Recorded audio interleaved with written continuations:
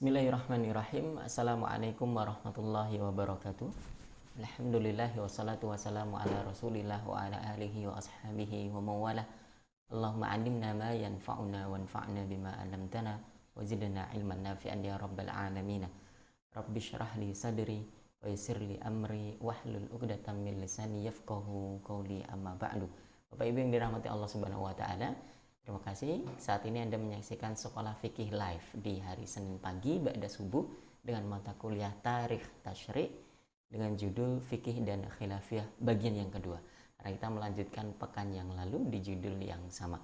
Terima kasih Bapak Ibu yang sudah bergabung di aplikasi Zoom kita atau yang juga menyaksikan tayangan ini lewat live streaming di YouTube kami Rumah Fikih Indonesia atau juga live Facebook di akun Ustadz Ahmad Sarwat. Mudah-mudahan apa yang kita pelajari hari ini menjadi ilmu yang bermanfaat bagi kita fid din wad dunya wal akhirah. Sudah ada guru kita, dosen kita, Ustadz Ahmad Sarwat. Kita sapa dulu. Assalamualaikum Ustadz. Waalaikumsalam warahmatullahi wabarakatuh. Mudah-mudahan dalam keadaan baik dan senantiasa kabar baik, Alhamdulillah, sehat. alhamdulillah. Kita masih bisa bertahan setelah hampir 10 bulan 10 bulan dari pandemi ini, dan ada hikmahnya yaitu kita bisa setiap hari siaran lewat conference ya, tanpa harus datang, tanpa harus menghadiri, tapi dari rumah saja. Kita dari rumah, Bapak Ibu semua juga dari rumah, tapi kajian tetap bisa berlangsung. Ustadz Wildan, saya ingin kita sedikit merefresh atau mengevaluasi apa saja yang sudah kita bicarakan sebelum-sebelumnya, karena hari ini kan kita akan bicara tentang fikih dan khilafiyah. Nah, ini sebenarnya kita sudah pertemuan yang keberapa, dan bisa nggak ditampilkan dari pertemuan pertama, kedua, ketiga, sekedar merefresh aja untuk mengetahui sudah sampai sejauh mana. Nah, ini Bapak Ibu sekalian sebenarnya bisa buka di website kita, Rumah Fikih Indonesia. Ini tampilannya. Kemudian nanti bisa buka di menu paling pojok kanan itu ada SFL gitu ya. Nah, itu kalau diklik ini akan keluar seperti apa tulisannya. Saya nggak kelihatan dari sini, tapi muncul ya, ada silabus, ada mungkin yang bidang itu, mungkin ya yang di atas itu Bidang, ya, baik. bidang. Karena kita kan bidangnya adalah nomor sebelah kanan itu ada nomor 17, bukan 17, ilmu fikih ya, nomor 1 ya. Iya. Nomor 1 ya, dan ini dia sudah langsung ya, berarti mengenal ilmu fikih. Semester 1 mengenal ilmu fikih. Kemudian ini ada kodenya ya, 1001 ya. Itu apa judulnya? Mengenal ilmu fikih. Soalnya mungkin bisa dilebarin nggak biar bisa kebaca. Ya, terus. Oke. Ya. Mengenal ilmu fikih. Ini kita sudah ya membahas itu semua. Kemudian yang kedua, keistimewaan ilmu fikih. Yang ketiga, menjawab tuduhan terhadap fikih, sudah kita bahas. Kemudian fikih dan perubahan zaman, sudah juga ya. Kemudian tema-tema besar fikih itu sudah, bahkan ini 2 kali ya Ustaz Solihin ya, kalau yang begini ya. Artinya dua sesi begitu. Kemudian referensi ilmu fikih juga sudah 2 sesi. 3 sesi? 3 sesi malah ya. 1, 2, dan 3 ya. Oke, tapi yang madrasah fikihiyah ini belum ya. Jadi memang kita kadang-kadang melakukan live kajiannya itu seperti tartib nuzuli. Nah, sedangkan yang ada di sini nih, ini tartib mushafi. Jadi ibaratnya turunnya Al-Quran itu, cara turunnya itu tidak sama dengan urutan turunnya, tidak sama dengan seperti yang ada di mushaf gitu ya. Nah, ini yang seperti di mushafnya, urutannya seperti ini, tapi kadang-kadang kita menampilkannya, kita mengambil ini yang lebih awal, ini yang lebih belakangan dan sebagainya. Nah, contohnya di sini adalah madrasah fiqhiyah itu belum diturunkan ya, belum nuzul gitu ya. Tapi direncanakan sudah ada. Itu kira-kira kayak Al-Quran sudah ada di Lauhil Mahfuznya, tapi belum diturunkan. Kemudian juga fikih keutamaan dan apa itu? Tantangan. Keutamaan tantangan. Itu juga belum ya. Oke. Kemudian fikih dan ijtihad. Ini ada 1-2 ya, berarti 2 episode begitu. Kemudian fikih dan taklid ya. Sudah juga ya. Sudah ya. Sudah. Fikih dan taklid sudah. Kemudian fikih dan khilafiyah. Nah, ini baru episode 1 karena ternyata ada episode 2 dan hari ini kita akan membahas yang episode 2. Kemudian berikutnya nanti kita akan bahas tentang apa itu? Mazhab fikih, sejarah pertumbuhan dan diasporanya. Insya Allah hari Senin yang akan datang ya. Kemudian berikutnya lagi kita akan bahas tentang paham anti mazhab. Kemudian berikutnya lagi kita akan bahas apa itu? Talfik antar mazhab. Talfik antar mazhab. Talfik itu berarti mencampur aduk antara mazhab gitu kan. Kemudian berikutnya lagi kita akan bahas konun dan fatwa, dan yang terakhir tentang apa itu? Lembaga fikih. Lembaga fikih. Jadi lembaga fatwa, lembaga-lembaga yang istilahnya punya konsentrasi atau katakanlah punya kewenangan begitu terkait dengan hukum-hukum fikih. Itu ternyata di zaman sekarang menjadi sebuah majami', lembaga-lembaga. Kalau zaman dulu kan menjadi tokohnya orangnya disebut, tapi kalau hari ini kebanyakan ya selain orangnya juga ada lembaga-lembaganya. Nah, itu kira-kira apa review secara umum mata kuliah pengantar ilmu fikih 1 yang ada di semester 1. Totalnya ada berapa Ustaz Wildan? 16. Ada 16. Gitu. Nanti setelah itu kita pada semester berikutnya kita akan bahas, mungkin bisa di scroll ke bawah lagi. Nah, itu pada semester 2 nanti akan sudah ada materi-materinya ya. Ada fikih di masa Nabi, fikih di masa sahabat, di masa tabi'in, kelahiran mazhab 4. Ini jadi apa yang ada di semester 1 itu merupakan review secara total, nanti akan dibahas ulang dengan secara lebih in-depth gitu, lebih dalam lagi, dikhususkan fikih di masa Nabi. Itu satu episode khusus fikih di masa Nabi. Kemudian nanti ada satu episode khusus fikih di masa sahabat, di masa tabi'in, di masa 4 mazhab ya kan, dan seterusnya. Kira-kira begitu Ustaz.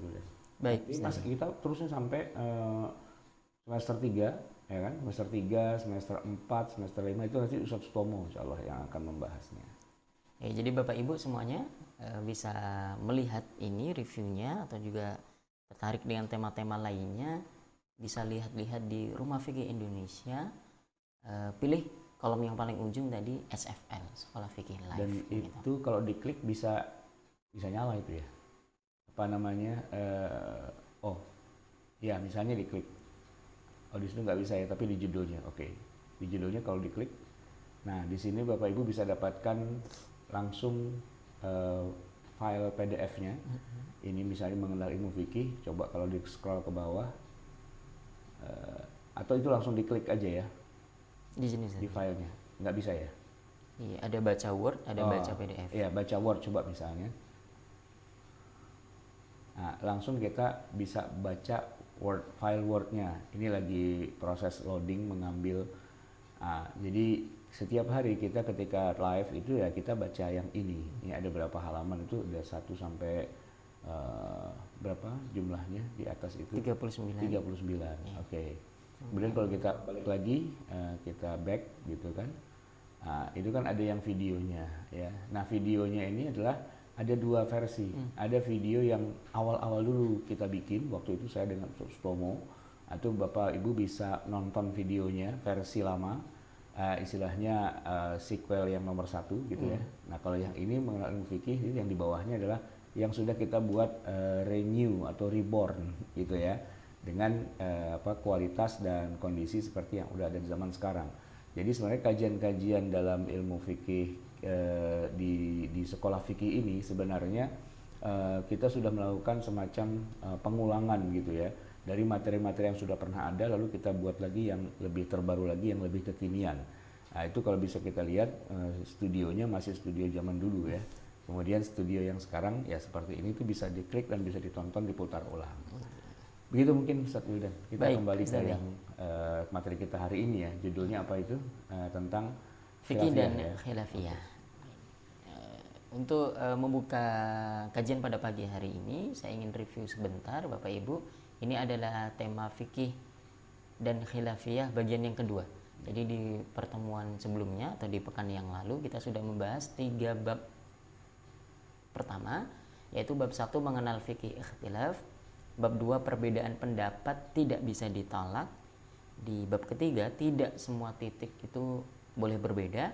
Insya Allah hari ini kita mulai dengan bab 4 dan mudah-mudahan selesai di bab 9 nanti, atau kalau tidak selesai ya kita ada bagian yang ketiga fikih dan khilafiyah begitu. Karena cukup banyak, ada berapa halaman totalnya? Ada 48. 48 ya. Baik, nabda Ustaz, Ya, di bab 4 ikhtilaf ulama versus persengketaan awam. ya. Ini judulnya sudah mengarah ya, bahwa kalau yang berbeda pendapat itu para ulama kita sebut ikhtilaf. Tapi kalau yang ribut itu orang awam kita sebut persengketaan. Persengketaan. Karena karakternya itu beda gitu. Orang berikhtilaf itu dia ada aturan mainnya, ada wilayah apa sih yang sebenarnya dia perdebatkan. Ada wilayah yang mereka juga sepakat gitu. Nanti sepakat tidak sepakat tuh ada ketahuan garis batasnya. Dan kemudian yang paling penting adalah karena pelakunya orang expert, maka mereka tidak kemudian gayanya itu gaya orang mau ngajakin perang, bukan. Beda dengan orang awam. Kalau orang awam tuh berantem tuh pertama nggak tahu ilmunya, juga masing-masing asal jeplak aja gitu. Dan kemudian keluar bahasa-bahasa yang kurang sopan, bahasa-bahasa yang nggak ngerti, yang seolah-olah kayak ngajakin perang gitu, padahal dia juga nggak tahu sebenarnya masalahnya apa yang diributkan gitu ya. Nah dari dua penggunaan istilah itu aja kita sudah bisa memetakan atau membedakan dengan jelas mana yang ikhtilaf yang dibenarkan dan mana yang keributan yang tidak perlu sebenarnya. Baik. Bismillahirrahmanirrahim. Tidak semua masalah perbedaan pendapat itu harus kita terima. Hanya perbedaan pendapat di kalangan ulama saja yang masuk dalam semesta pembicaraan fikih ikhtilaf ini. Yang pertama, perbedaan di kalangan ulama qiraat. Misalnya perbedaan dalam bacaan Al-Quran. Kita hanya menerima bila yang berbeda itu adalah para imam qiraat antara Nafi', Qalun, Warsh, Kisai, Ibnu Amir, Haus, Asim, dan sekelas mereka saja. Kita tidak menerima perbedaan pendapat qiraat dari Sarimin, Sariman, Saritem ataupun Sariem ya. Sebab mereka bukan imam qiraat. Nah, jadi kalau yang ribut itu adalah Sarimin, Sariman, Saritem, Sariem, kita nggak bilang itu ikhtilaf, kita bilang itu keributan gitu. Jadi ini beda ya. Tapi kalau yang berbeda pendapat itu atau yang berbeda riwayat itu adalah Asim, Hafiz, ya mereka orang expert di bidang itu dan diakui keilmuannya, dan memang mereka para perawi yang oleh Imam Ibnu Mujahid itu memang diresmikan sebagai imam yang 7 itu ya, walaupun bukan harus 7 saja begitu. Nah begitu juga dalam ilmu fikih.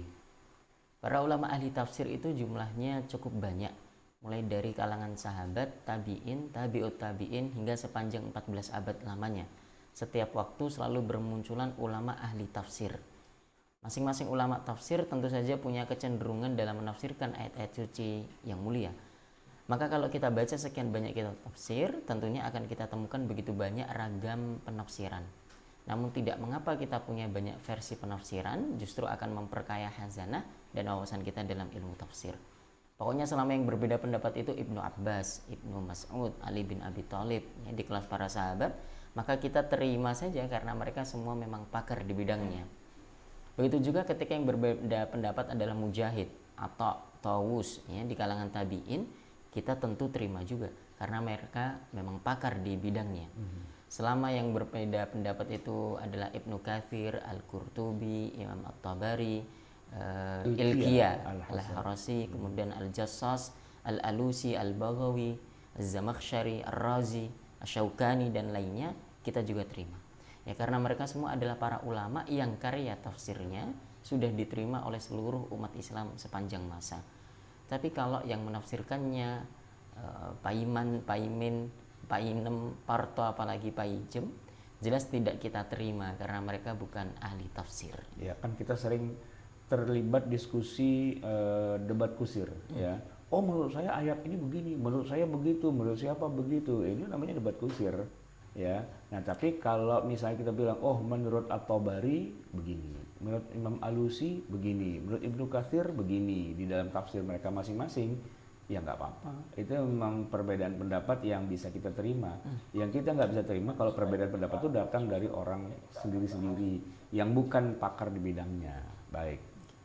Kalau tadi perbedaan di kalangan ulama ahli tafsir, yang ketiga ini kita bahas perbedaan di kalangan ulama fikih. Ya. Kita hanya menerima perbedaan pendapat fikih dari para fuqaha. Misalnya mazhab Hanafi, Maliki, Syafi'i atau Hambali.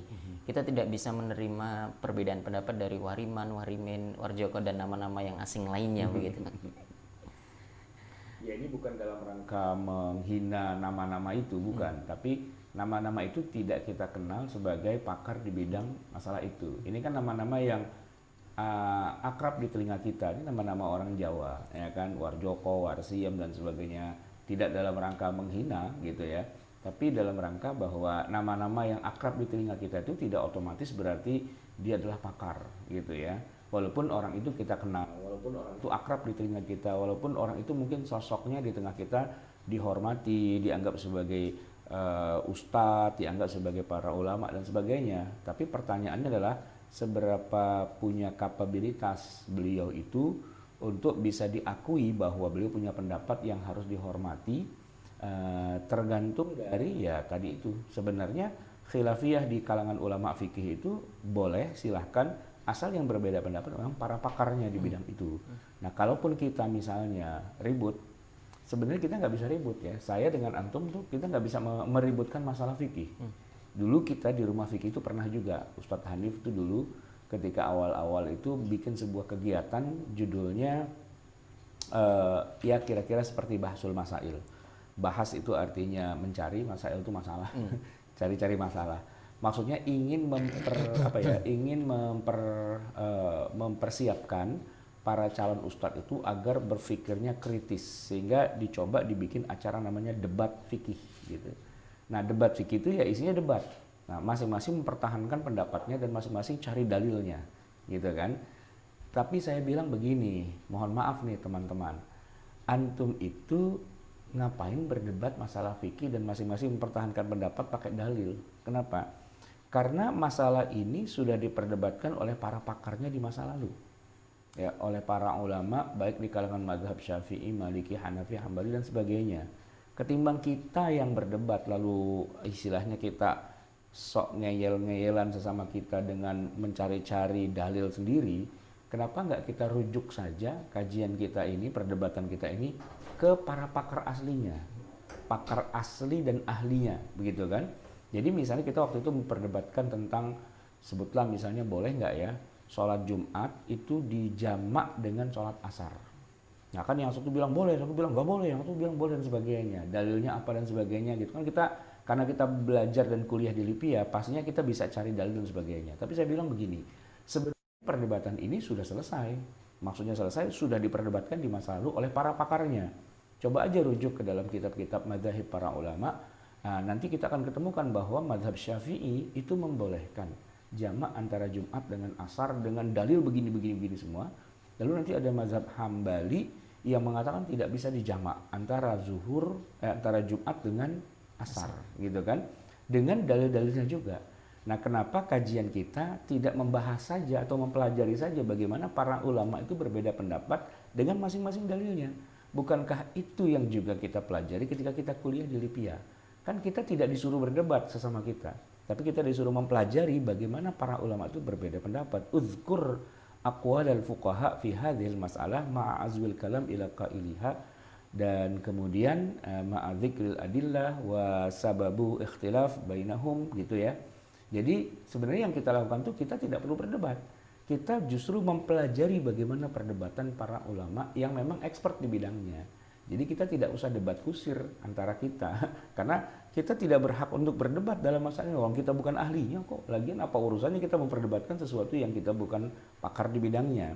Maka fikih ikhtilaf kita itu bukan bagaimana berdebat, tapi bagaimana kemudian kita memahami ikhtilaf di antara para ulama dan bagaimana mereka melakukan istidlal, pengambil dalilan itu yang satu begini, yang satu begini dan sebagainya, bahkan tanpa harus kita mentarjih. Karena apa? Karena masing-masing mazhab itu sudah rojih di bidang mazhabnya masing-masing. Jadi paling-paling yang mau kita sebutkan adalah begini, kalau sebutkan mana yang paling rojih dari semua pendapat itu, ya menurut pendapat Syafi'i yang rojih yang ini, menurut pendapat Hambali yang rojih yang itu. Semuanya rojih di masing-masing mazhabnya, gitu kan? Kecuali kalau pertanyaannya, lalu Anda pilih yang mana? Oh, saya pilih yang ini. Nah, ini bukan masalah rajih apa enggak rojih, tapi masalah pilihan. Nah, pilihan itu belum tentu yang paling benar sebenarnya, tapi pilihan adalah yang paling tepat bisa jadi dengan kondisi setiap orang. Gitu. Baik, ada perbedaan di kalangan ulama hadis juga. Kita hanya menerima perbedaan pendapat tentang sanad hadis dari para imam hadis.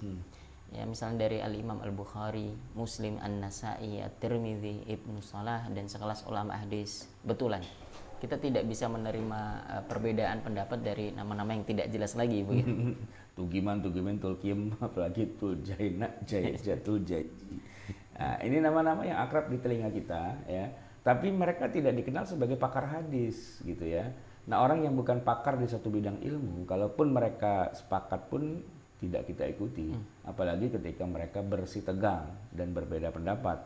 Lebih kita jauhi lagi kan. Nah, orang awam kok sok pada berbeda pendapat. Ya kita buang semua pendapat mereka. Kenapa?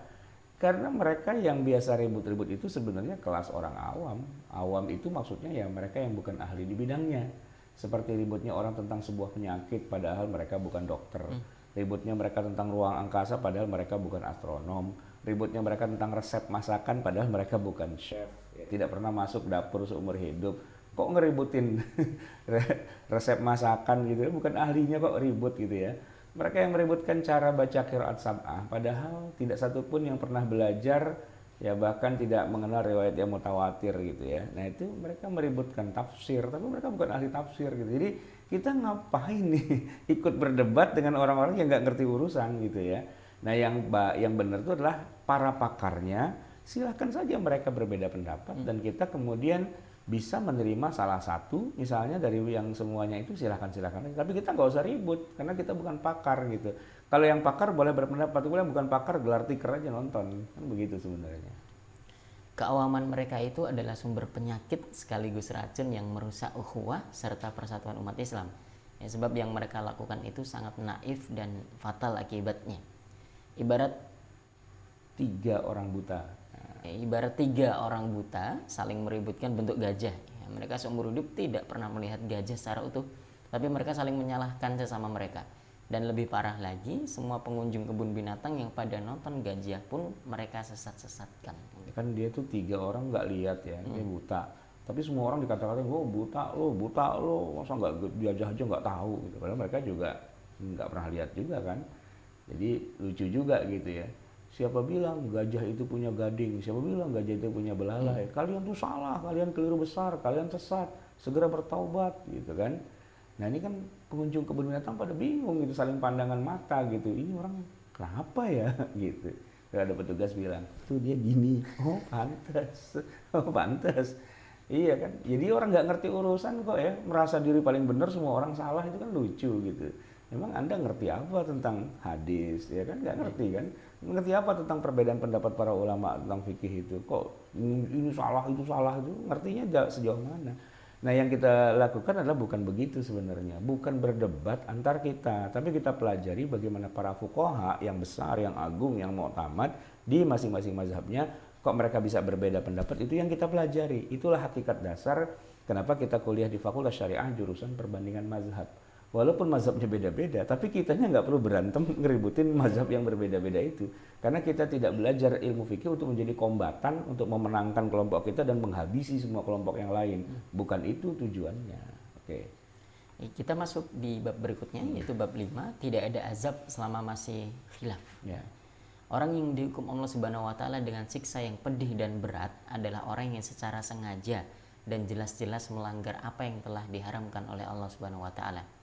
Keharamannya adalah keharaman yang jelas dan telah menjadi ijma atau minimal menjadi pendapat mayoritas ulama dengan didukung dengan dalil-dalil yang qat'i. Ya. Baik qat'i secara subut maupun qat'i secara dilalah. Nah ini istilah yang perlu penjelasan ya, tapi nggak usah lah, nanti aja kita kalau ada waktu ya. Misalnya keharaman dari minum khamar, berzina, membunuh nyawa yang bukan haknya, mencuri, berkhianat dan seterusnya. Ya, semua itu adalah keharaman yang sudah berlabel muttafaqun alaih ya, di semua lapis umat Islam. Ya, anak nongkrong di pinggir jalan pun tahu kalau minum khamr itu haram meski dia sedang melakukannya gitu. Ini lagi mabok nih, Ya. kita tanya, Mas mabok ya? Iya gitu.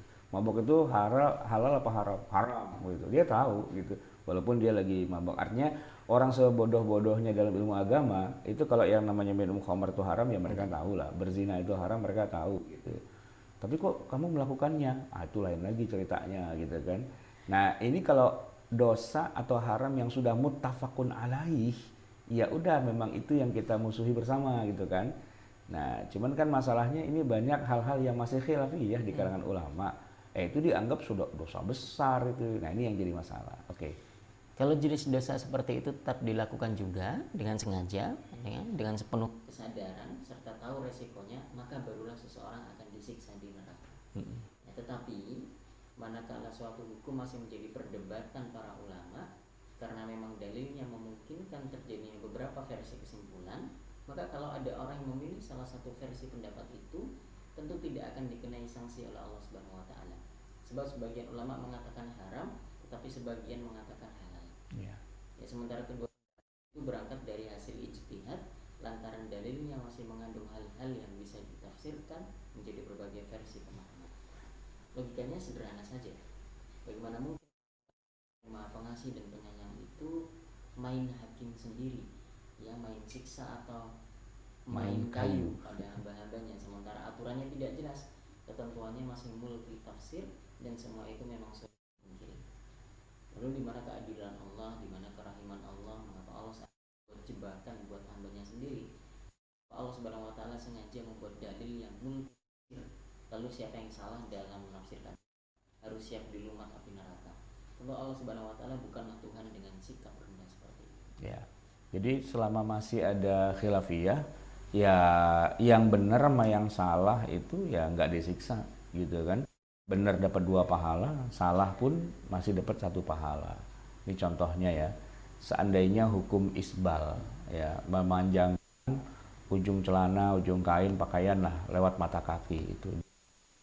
Ria itu tidak multitafsir, pastilah semua ulama sampai pada titik kesepakatan bulat tentang keharaman lewat mata kaki. Tapi kan ternyata dalil-dalilnya menyatakan itu memang multitafsir, sehingga semua kutub pendapat yang lahir darinya sifatnya ijtihad ya manusiawi. Ya, bahkan sampai level ulama besar seperti Imam An-Nawawi, Imam Ibnu Hajar Al-Asqalani pun mengatakan halal bila tanpa niat sombong gitu ya. Isbal itu boleh kalau tidak sombong, karena intinya adalah tidak boleh sombong. Ini sekelas Imam Nawawi loh yang ngomong, sekelas Ibnu Hajar Al-Asqalani loh di dalam kitab mereka masing-masing gitu ya. Yang seharusnya menjadi cara pandang kita adalah selama masalah itu khilafiyah ulama, karena ditetapkan dengan dalil yang zonni ya secara istidlal, maka tidak akan ada yang namanya siksa yang pedih. Sebab para mujtahid itu tidak, ya gimana ya, para ulamanya masih beda pendapat kok gitu ya. Jadi kecuali yang sudah disepakati keharamannya itu diterjak juga, barulah itu dosa besar dan diancam siksa. Tapi ketika masih para ulama saja, para pakarnya loh, ini siapa lagi orang ngerti dalil-dalil hukum agama kan, kalau bukan para pakarnya pun mereka masih berbeda pendapat, kita tidak bisa mengatakan, oh kamu disiksa tuh dengan itu semua. Nggak mungkin kan? Sebab para mujtahid itu tidak akan disiksa hanya karena kesalahan dalam ijtihadnya. Bila ijtihadnya salah, maka dia akan tetap dapat pahala, ya kan? Kalau benar ya dapat 2, gitu aja sebenarnya. Adalah salah besar kalau seorang mujtahid salah dalam berijtihad akan disiksa di Kenapa? neraka. Suaranya nggak masuk. Yang Ustadz Wildan, coba dicek dulu. Kalau yang suara saya bagus? Oke. Sebentar saya dibuka, ditancepin lagi. Saya bisa mikrofonnya.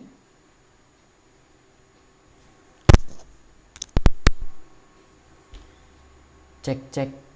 Oke, sudah. Baik, bismillah. Adalah salah besar kalau seorang mujtahid salah dalam berijtihad akan disiksa di neraka sebagai hukuman atas kesalahannya. Ya, tetapi kalau yang berijtihad itu memang bukan orang yang punya kapasitas menjadi mujtahid, lalu sok mau berijtihad, kemudian ijtihadnya salah, nah jelas dia telah salah. Dan wajar kalau dia disiksa di neraka. Gitu ya. Seorang yang bukan mujtahid tidak punya otoritas untuk berijtihad. Kalau dia melakukannya dan salah, maka dia harus menanggung resikonya. Ya, seorang awam seperti kita tidak ada kewajiban untuk melakukan ijtihad sendiri, sebab syarat sebagai seorang mujtahid tidak atau belum terpenuhi pada diri kita. Maka kita dibolehkan bertaklid kepada fatwa para ulama mujtahid yang juga tentunya harus mu'tabar, ya, yaitu diakui kapabilitasnya. Kalau seandainya fatwa itu salah, Allah tidak akan murka tentunya. Sebab seorang mujtahid yang berijtihad tidak akan disiksa di neraka, bahkan dia tetap dapat 1 pahala. Problem besarnya begini Ustaz Wildani, saya potong sedikit ya. Mungkin konsep seperti ini jamaah Bapak Ibu di rumah bisa memahami. Cuman satu hal yang saya coba meminjam cara alur logika berpikirnya juga teman-teman kita para jamaah ini. Oke deh, tapi kita nggak kenal yang namanya mujtahid itu siapa. Kan katanya kita harus ikut kepada para mujtahid, gitu kan. Nah, ini gimana cara mengetahui bahwa seseorang itu mujtahid atau bukan? Kan tadi di hari awal kita sudah ngomong panjang lebar ya. Kalau orang awam yang berbeda pendapat, kita nggak usah ikutin, nggak usah ikut ributin juga. Tapi kalau para pakarnya, para mujtahidnya, ya biarin mereka berbeda pendapat dan kita boleh ikut salah satunya. Tapi problematika kita sekarang adalah begini, Ustadz Wildan. Kebanyakan jamaah kita di kajian-kajian itu memang tidak mengenal sosok-sosok para mujtahid. Gitu. Jadi kalau mau dibilang harus ngikutin para ulama fikih itu yang mana sih? Yang Bukhari itu ya, yang Muslim itu ya. Nah begitu. Atau ketika disebut para, kita kan menyebutnya dengan enteng para mujtahid. Itu yang masuk atau muncul bayangannya itu adalah para penceramah di YouTube gitu. Nah, sosok-sosok para mujtahid yang sesungguhnya, tadi kan saya menyebut contoh misalnya An-Nawawi atau misalnya tadi siapa Ibnu Hajar Al-Asqalani. Nama-nama kayak gitu tuh asing gitu. Asing di apa di benak para jamaah kita secara umum. Siapa sih Nawawi itu? Siapa sih Ibnu Hajar gitu. Terus ya kalau kita harus merujuk kepada Nawawi itu di mana nyari si Nawawi itu di mana? Pendapatnya di mana? Itu yang nggak pernah juga diperkenalkan kepada masyarakat kita. Jadi kita sih sebagai orang yang belajar ilmu fikih itu memang asik ya dengan menyebutkan ini mujtahid, ini bukan, ini kitabnya dan sebagainya. Tapi kan semua permasalahan adalah satu, yaitu apa? Ini sosok-sosok yang kita sebut sebagai mujtahid ini nggak dikenal oleh masyarakat kita. Yang kedua, kalaupun kita pengen mengenali dalam arti mengikuti pendapatnya, itu ada di mana pendapat mereka itu? Nah itu kan yang jadi problem. Gimana kira-kira Ustadz Wildan menjawabnya? Ya apa namanya, ustadz-ustadz itu kan juga kita sepakat bahwa mereka bukan mujtahid. Tapi biasanya ustadz-ustadz itu menjawab juga punya dasar dari rujukan-rujukan ulama sebelumnya. Jadi begitu. Jadi ustadz-ustadz yang kita tanya itu sebenarnya juga hanya sebagai penyambung lidah saja dari para mujtahid yang sebenarnya begitu. Oke, silakan terus. Maka kita yang mengikuti fatwa mujtahid yang katakanlah ternyata terbukti salah di hari akhir, tentu juga tidak akan disiksa, malah kita juga dapat pahala dari Allah Subhanahu wa taala. Kenapa dapat pahala? Ya, kan salah gitu. Ya dapat pahala karena kita telah melakukan perintah Allah untuk bertanya kepada ahlinya. Bukankah Allah Subhanahu wa taala memerintahkan kita dalam Al-Qur'an? Saya pamit sebentar nih. Ada anak saya nangis. Baik, baik. Fas'alu ahla dzikri in kuntum la ta'lamun. Bertanyalah kepada orang yang mempunyai pengetahuan, ya, kepada para mujtahid atau ulama, jika kamu tidak mengetahuinya. Ini di Quran surat An-Nahl ayat 43. Allah tidak mengatakan bertanyalah kepada orang yang pasti benar dalam ijtihadnya, tetapi hanya memerintahkan untuk bertanya kepada ahlinya, yaitu mujtahid yang diakui kapasitasnya. Ya, kita sudah bertanya kepada mujtahid, maka kita sudah dapat pahala. Karena kalau ternyata ijtihadnya salah, tidak ada ayat atau hadis yang menyebutkan bahwa salahnya ijtihad para ulama akan melahirkan dosa dan siksa. Yang akan disiksa adalah orang dengan kapasitas bukan mujtahid, tetapi berlagak seperti mujtahid lalu salah. Ini salahnya double gitu. Iya. Maka siksaanlah akibatnya gitu. Ya. Oke, jadi tadi kenapa misalnya kita juga mendapat pahala karena kita bertanya? Karena yang melakukannya kan seorang profesional. Jadi orang profesional mengerjakan tugas sesuai dengan SOP, sesuai dengan protapnya istilahnya begitu, maka dia dapat pahala dong. Walaupun hasilnya mungkin agak meleset. Jadi di sini mungkin saya ingin sedikit menjelaskan tentang ungkapan tentang kalau orang ijtihad itu benar dapat 2 pahala, lalu kalau ijtihadnya salah dapat 1 pahala. Ini hanya berlaku kepada petugas, gitu, petugas. Contoh ya, ada kebakaran besar. Kebakaran besar itu kemudian harus ditangani oleh mobil apa tuh namanya? Yang wing itu. Pemadam kebakaran. Kok saya mau bilang ambulan, mau Blanwir, Blanwir gitu kan. Nah, tapi kebakarannya parah. Artinya hampir seluruh gedung itu ludes terbakar api gitu loh. Artinya boleh dibilang ya adanya mobil pemadam itu nggak terlalu banyak berarti juga sih, gitu loh. Pertanyaannya, para petugas pemadam kebakaran itu kita gaji apa kita buang gajinya, kita putus gajinya, kamu nggak berguna, gitu. Ya enggak kan? Ya enggak. Ya masalah berhasil memadamkan api apa tidak, ya itu babnya panjang gitu, ya kan? Karena seberapa parah kebakarannya dan kemudian seperti apa kondisi dan sebagainya itu panjang lebar. Nah, kadang-kadang mereka berhasil juga mencegah terjadinya kebakaran yang lebih besar. Mungkin kebakaran masih kecil, udah keburu datang pemadam kebakaran gitu kan, dan kemudian ternyata bisa dilokalisir, tidak memakan apinya kemana-mana dan sebagainya, dan berhasil mereka jadi hero gitu. Nah, gagal atau tidak gagal, ya mereka tetap digaji gitu kan. Nah, para fuqaha, para ahli ijtihad, para mujtahid begitu juga. Kalau mereka benar, ya mereka dapat 2 pahala. Pertama, pahala dia ijtihad, yang kedua ya reward lah atas keberhasilan dan kesuksesannya kan. Tapi ketika mereka gagal gitu, ya mereka tetap digaji, mereka tetap dapat pahala, walaupun pahalanya cuma satu, nggak dapat bonus, gitu aja sih sebenarnya. Tapi kalau yang bukan pakarnya gitu kan, ini gedung kebakaran, dia bukan petugas pemadam, gitu kan, tapi dia sok jadi pahlawan, tanpa baju pelindung, tanpa alat, tanpa apa, nerobos masuk, gitu kan, terus dia mati kebakar, ya kan 2 kali itu masalahnya gitu loh. Orang harusnya pada keluarkan evakuasi. Nah, kalau sebagai orang sipil yang bukan petugas, evakuasi ya evakuasi lah. Kenapa dia harus masuk ke dalam gitu kan? Minimal Anda selamat dulu untuk sebelum menyelamatkan orang lain gitu. Ya walaupun kadang-kadang ada juga sih ya orang sipil nggak ngerti begitu-begitu semua, tapi dia nerobos lalu kemudian menyelamatkan orang mungkin gitu ya. Tapi dia nggak selalu jadi dapat penghargaan juga. Kenapa? Karena Anda tuh sudah melakukan hal yang sangat berbahaya loh barusan itu, gitu ya. Jadi kira-kira penggambarannya gitu. Jadi dapat pahala, nggak dapat pahala tuh syaratnya dia harus petugas resmi gitu, harus mujtahid, bukan orang sembarangan. Baik.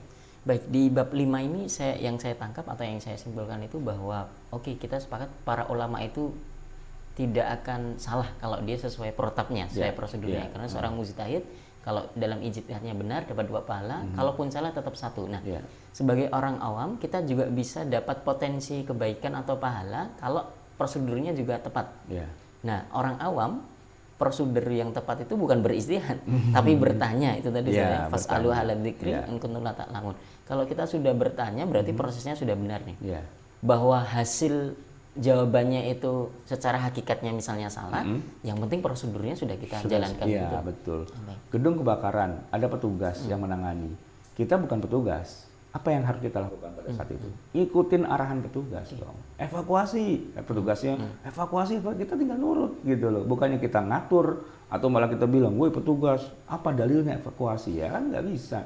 Anda tuh bukan petugas, Anda tuh cuman orang awam biasa gitu kan, user aja, end user. Begitu ada orang yang menangani, orang pakarnya, ya Anda tinggal ikut aja gitu kan. Jadi tugasnya kita orang awam ngikuti petunjuk. Kan gitu sederhana banget kan. Kalau kita lagi naik pesawat, inget nggak? Ya kan, pernah kan naik pesawat ya, kalau lagi goyang-goyang itu kan apa? Fasten your seat belt gitu, kencangkan ikat pinggang gitu kan. Harus begini, harus begini, harus begini gitu. Kita nggak bisa ngelawan itu pada saat itu.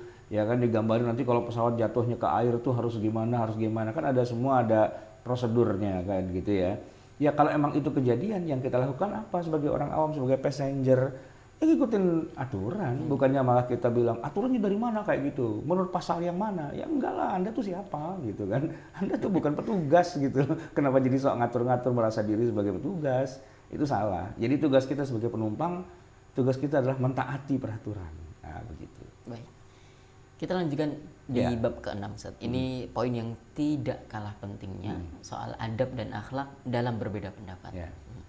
Biasanya permusuhan itu akan semakin berkobar manakala perbedaan pendapat itu diwarnai pula dengan tindakan dan ucapan yang tidak terpuji. Ya, maka kalaupun terpaksa harus berbeda pendapat, haram hukumnya untuk saling melempar cacian, hinaan, cemoohan, bahkan mendoakan keburukan dan tindakan-tindakan negatif lainnya. Misalnya waqsid fi masyika waghdud min sautika inna ankaral aswati la sautul hamir. Ini ungkapan Al-Quran ya, sederhanakanlah kamu dalam berjalan dan lunakkan suaramu, sungguhnya seburuk-buruk suara itu suara keledai. Ya, suara keledai itu kan jelek banget, itu digambarkan orang yang suka mencemooh, mencaci maki, membuli apa dan sebagainya, itu seperti suara keledai, itu nggak enak didengar gitu ya. Atau di dalam ayat yang lain, ayyuhalladzina amanu ijtanibu katsiran minadh-dhanni inna ba'dadh-dhanni itsm wa la tajassasu wa la yaghtab ba'dukum ba'dhan ayuhibbu ahadukum ay ya'kula lahma akhihi maytan fakarihtumuhu wallahu wattaqullaha innallaha tawwabur rahim. Ini adalah ayat-ayat yang ya pokoknya menjadi antitesis dari orang-orang yang suka berdebat dan mengeluarkan cacian makian ketika dia berdebat. Ya kan sering kan kita suka mendengar tanpa sadar gitu ya.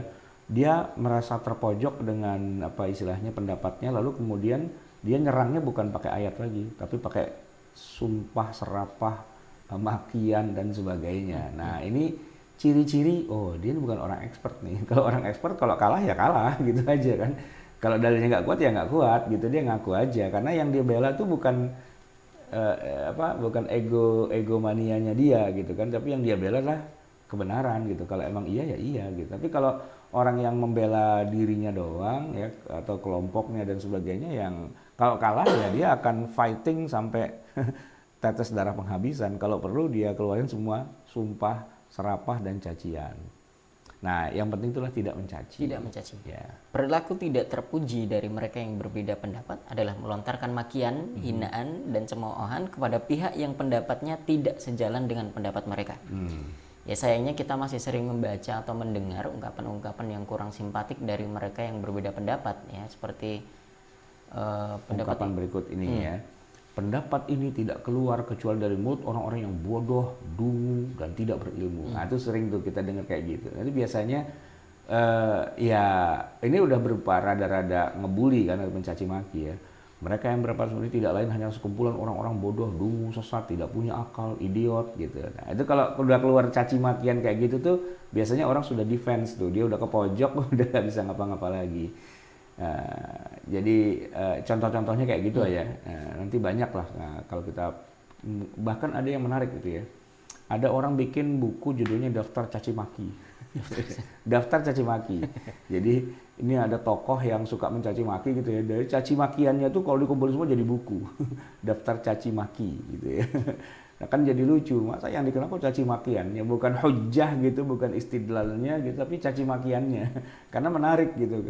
Saya tuh dulu suka baca komik Tintin. Tahu nggak komik Tintin? Itu kan ada Kapten Haddock ya kan? Nah itu yang menarik dari komik itu adalah caci makinya itu, ya sumpah serapahnya, sejuta topan badai apa gitu kan, itu jadi menarik. Gitu. Memang jadi gimmick gitu ya bahwa Kapten Haddock ini dia punya apa namanya, punya karakter adalah ya kayak gitu itu dengan sumpah serapahnya lah gitu ya. Dan uniknya adalah itu kan sudah terjemahan bahasa Indonesia.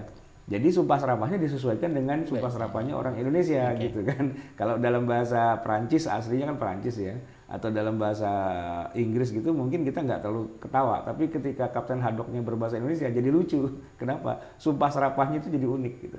Nah kadang-kadang ada juga orang yang ya mohon maaf ya, menonjol itu bukan karena ilmu atau karena hujahnya, tapi karena sumpah serapahnya itu. Begitu dia nyumpah-nyumpah, nah ini dia nih masuk nih materinya. Ketika sudah mulai nyumpahin orang, jelek-jelekin orang, nah ini dia yang kita tunggu-tunggu.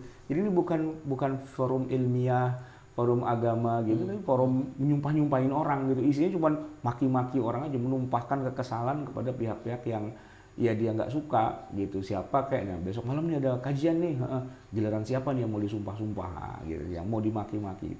Itu kadang-kadang kecenderungan masyarakat tuh seperti itu. Itu jadi hiburan. Iya. Jadi hiburan, jadi maki-maki orang. Di mana saya pernah baca ya, di Jepang itu ada sebuah semacam kayak pelayanan masyarakat gitu ya, di mana seorang boleh membawa foto dari orang yang dia benci untuk dipasang di ruangan itu atau ditempel di tempat orang tinju itu, samsak gitu ya. Itu ditempelin stiker foto bosnya atau istrinya atau madunya siapa lah yang. Dan silahkan sampai waktu misalnya 1 jam atau 2 jam dia sewa ruangan itu untuk dia maki-maki, dia pukulin, dia gebukin dan sebagainya, melampiaskan semua unek-uneknya, dan kalau sudah gitu keluar tuh udah lega. Nah, gitu. jadi itu kayak semacam kebutuhan biologis, hasrat biologis untuk ditumpahkan di situ, yaitu kebencian dia pada seseorang. Nah, kadang-kadang ada majelis-majelis yang sebenarnya bukan majelis ilmu, cuma majelis sumpah serapah aja gitu. Isinya cuma jelek-jelekin orang aja yang dia nggak suka atau kelompoknya nggak suka. Nah, ini yang kayak gini bukan tempat belajar ilmu agama. Ini tempat untuk orang melakukan masturbasi massal gitu loh, ya kan, sesuatu yang sangat hina dalam agama Islam. Baik, di antara adab mulia yang wajib dilakukan oleh mereka yang berbeda pendapat adalah bukan dengan langsung mengeluarkan vonis yang menjatuhkan apalagi menghina, tapi masih ada begitu banyak ungkapan yang lebih sopan dan halus ya yang bisa diketengahkan. Misalnya meski tidak menolak, namun saya lebih cenderung pada pendapat yang berbeda. Pendapat ini tidak sepenuhnya salah, namun menurut hemat saya agak kurang sesuai dengan situasinya. Nah, itu kan bisa bahasa yang lebih santun dan nyaman ya. Dalam masalah ini para ulama berbeda pendapat. Ada yang berpendapat A, B, atau C. Tanpa mengurangi rasa hormat pada pendapat yang lain, saya agak cenderung sependapat dengan pendapat C dalam masalah ini. Tapi dalam masalah itunya saya cenderung pada masalah B. Itu kan lebih mengenakan daripada goblok lo gitu kan, beda. Tanpa mengurangi rahmat kita pada beliau, namun rasanya pendapat beliau ini kurang tepat. Wallahu a'lam. Nah, misalnya. Sebenarnya itu yang terakhir itu udah agak keras juga itu ya. Tapi dengan mengatakan tanpa mengurangi rasa hormat kepada beliau, ini sudah lumayan lah lebih halus gitu ya. Jadi itu, tidak dengan memaki gitu ya, tapi dengan bahasa yang lebih santun. Yang kedua dengan mengutip dengan lengkap. Ya. Ini bagian dari adab atau akhlak ketika kita berbeda pendapat. Satu, tidak mencaci. Dua, mengutipnya dengan lengkap. Tidak langsung menyalahkan pendapat orang lain, tetapi etikanya harus dikutipkan dulu apa yang menjadi pendapat orang, ya, serta dilengkapi dengan alasan dan argumentasinya. Dan yang lebih tepat lagi adalah mencoba membenarkan pendapat itu sebagai hasil sebuah ijtihad, lalu menampilkan pendapat yang berbeda juga lengkap dengan dalil dan argumentasinya. Ya, dua pendapat yang berbeda ini harus secara jujur dikemukakan dengan adil dan seimbang tanpa harus menambahi atau mengurangi. Di sini wajib ada amanah ilmiah yang harus dipertanggungjawabkan. Sehingga pada dasarnya kita tidak asal melakukan tuduhan atau melempar kesalahan orang lain. Yang kita lakukan sekedar memberikan penilaian yang kita upayakan seobjektif mungkin, tanpa diiringi dengan fanatisme buta. Jadi gini ya, misalnya ada satu masalah yang agak masyarakat tuh berbeda pendapat. Nah, kita akan mengatakan begini, sebenarnya para ulama memang berbeda pendapat dalam masalah ini. Ya, setidaknya ada dua pendapat yang berbeda. Pendapat yang pertama bilang begini, pendapat yang kedua bilang begini. Nah, yang pertama tuh pak ulama pendukungnya siapa saja, ABCD sebutin. Yang kedua juga ABCD sebutin. Lalu masing-masing tuh hujahnya apa gitu kan. Jadi kita mengcover dua sisi secara seimbang. Istilah dalam dunia jurnalis itu cover both side gitu, mengcover dua sisi gitu kan. Nah, baru kemudian setelah itu kita mungkin kita secara pribadi saya cenderung pada yang ini atau yang ini dengan alasan apa. Itu yang saya lihat tuh kalau sudah levelnya disertasi itu bagus. Ya misalnya disertasinya Prof. Ali Mustafa Yaakob. Waktu saya kuliah dulu dengan beliau tuh sempat membagi-bagikan disertasi yang sudah selesai, yang udah jadi dicetak gitu kan, yang ma'ayir itu. Itu kalau antum baca ma'ayir itu beliau sebenarnya punya pendapat yang sudah yang pendapat beliau sendiri itu. Yang kalau di kelas beliau ngomongnya hajar habis gitu ya. Tapi ketika di dalam disertasi itu luar biasa. Beliau sampaikan dulu semua pendapat yang ada dalam masalah itu, tapi kemudian beliau dan memuji juga semuanya, menghargai semuanya, tapi kemudian beliau mengatakan bahwa saya pribadi itu lebih cenderung pada pendapat yang ini. Sehingga kalau kita baca disertasinya, oh gitu ya duduk masalahnya. Jelas kan? Nah, akan jadi berbeda kalau dari awal sudah bilang itu salah, yang benar ini doang. Nah, itu kan bukan bahasa ilmiah. Nah, yang kita butuhkan sekarang di tengah masyarakat yang lagi belajar tentang perbedaan pendapat, mereka harus disuguhkan dulu dengan amanah ilmiahnya. Jadi ada sekian banyak pendapat, masing-masing itu siapa yang punya pendapat itu, siapa ulamanya, di kitab apa, dengan dalil kayak gimana, disodorkan dulu. Nah, setelah itu bolehlah si pembawa materi ini kemudian dia menceritakan subjektivitas dia, tetap dengan frame wallahu a'lam bishawab, hanya Allah yang tahu kebenarannya gitu. Baik, kita lanjutkan di adab atau akhlak yang ketiga, tidak mendominasi kebenaran. Ya, terakhir barulah kita boleh memberikan penilaian yang bersifat subjektif serta dilengkapi dengan ungkapan yang sopan dan beretika. Juga akan menjadi lebih baik bila kita sampaikan juga pendapat yang kita pilih ini bukan kebenaran yang bersifat mutlak, tetapi bisa saja salah. Ya, sementara pendapat yang ditolak bukan berarti pendapat itu salah atau menyesatkan. Ya, pendapat itu bisa saja menjadi benar. Dan kebenaran hanya milik Allah Subhanahu wa taala atau dengan ungkapan wallahu a'lam. Ya kan ada ungkapan tuh, qauli sahihun yahtamilul khata', gitu kan, wa qaulu ghairi khata'un yahtamilu as-shawab gitu. Pendapatku, menurutku aku benar sih ya, tapi ada kemungkinan salah juga sih. Pendapat orang lain ya sementara saya bilang salah, tapi kemungkinan dia juga mengandung kebenaran, bisa jadi dia benar. Nah, kalau ada ulama, penceramah, ustadz udah bisa ngomongnya sampai situ, oh nilainya sudah 9 gitu. Ya nilainya 9, tapi kalau yang dikit-dikit salah lu, nah, itu nilainya baru 6 lah, minus bahkan bisa jadi nggak lulus gitu. Kenapa? Oh dia itu ternyata kombatan gitu, yang hanya mau membela kelompok atau pendapatnya dia sendiri saja, tidak berdiri di tengah-tengah gitu ya. Oke, sekarang bab 7 ini kita mengenal sebab perbedaan pendapat. Oke. Kenapa sih ada perbedaan pendapat gitu ya? Adapun sebab perbedaan ulama dalam teks yang bersifat dhonni ya, atau yang lafalnya mengandung kemungkinan makna lebih dari satu, perbedaannya itu ada faktor-faktornya. Di antaranya satu, perbedaan makna lafal teks dalam nas. Perbedaan makna ini bisa disebabkan oleh lafal tersebut umum ya, atau lafal yang memiliki arti lebih dari satu makna, atau makna lafal memiliki arti umum dan khusus, atau lafal yang memiliki makna hakiki atau makna menurut adat kebiasaan dan lain sebagainya. Ya, contohnya lafal al-quru ya, memiliki dua arti, haid dan suci. Ya. Atau lafal perintah amr itu bisa bermakna wajib atau hanya sekedar anjuran gitu. Kemudian lafal nahi juga demikian, memiliki makna larangan yang konsekuensinya haram atau hanya sekedar makruh. Ya, contoh lainnya adalah lafal yang memiliki kemungkinan dua makna antara umum atau khusus. Ya, misalnya la ikraha fid din. Ya, tidak ada paksaan dalam agama ini. Apakah ini informasi memiliki arti larangan atau informasi tentang hal yang sebenarnya? Maksudnya la ikraha fid din berarti janganlah kamu maksain agama. Itu kan jadi sebuah larangan gitu kan. Atau ini cuma sekedar informasi aja bahwa dalam beragama itu sebenarnya tidak ada paksaan. Nah, itu kan gimana ya, cara menarik kesimpulan ini bisa beda-beda. Oke. Penyebab kedua ada perbedaan riwayat dalam hadis biasanya ya. Nah, karena riwayatnya itu berbeda, mungkin ya nilainya jadi berbeda juga. Ya. Kenapa bisa terjadi perbedaan riwayat? Ya, misalnya karena hadis itu diterima sampai kepada seorang perawi, namun tidak sampai kepada perawi yang lainnya. Ya, kita udah bahas kemarin ya dalam di daurah hadis. Ya. Atau sampai kepadanya namun jalur perawinya lemah, dan sampai kepada yang lainnya dengan jalan perawi yang kuat. Ya. Sama-sama sampai, cuman yang satu paketnya merusak, yang satu paketnya utuh gitu. Karena mungkin nggak dibungkus dengan baik atau gimana. Atau sampai kepada seorang perawi dengan satu jalan ya, atau salah seorang ahli hadis melihat satu jalan perawi lemah namun yang lain menilai jalan itu kuat.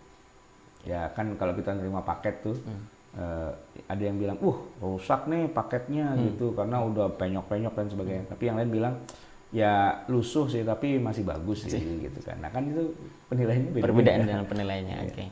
Atau dia menilai tak ada penghalang untuk menerima suatu riwayat hadis. Ya, perbedaan ini berdasarkan cara menilai layak tidaknya seorang perawi sebagai pembawa hadis. Ya.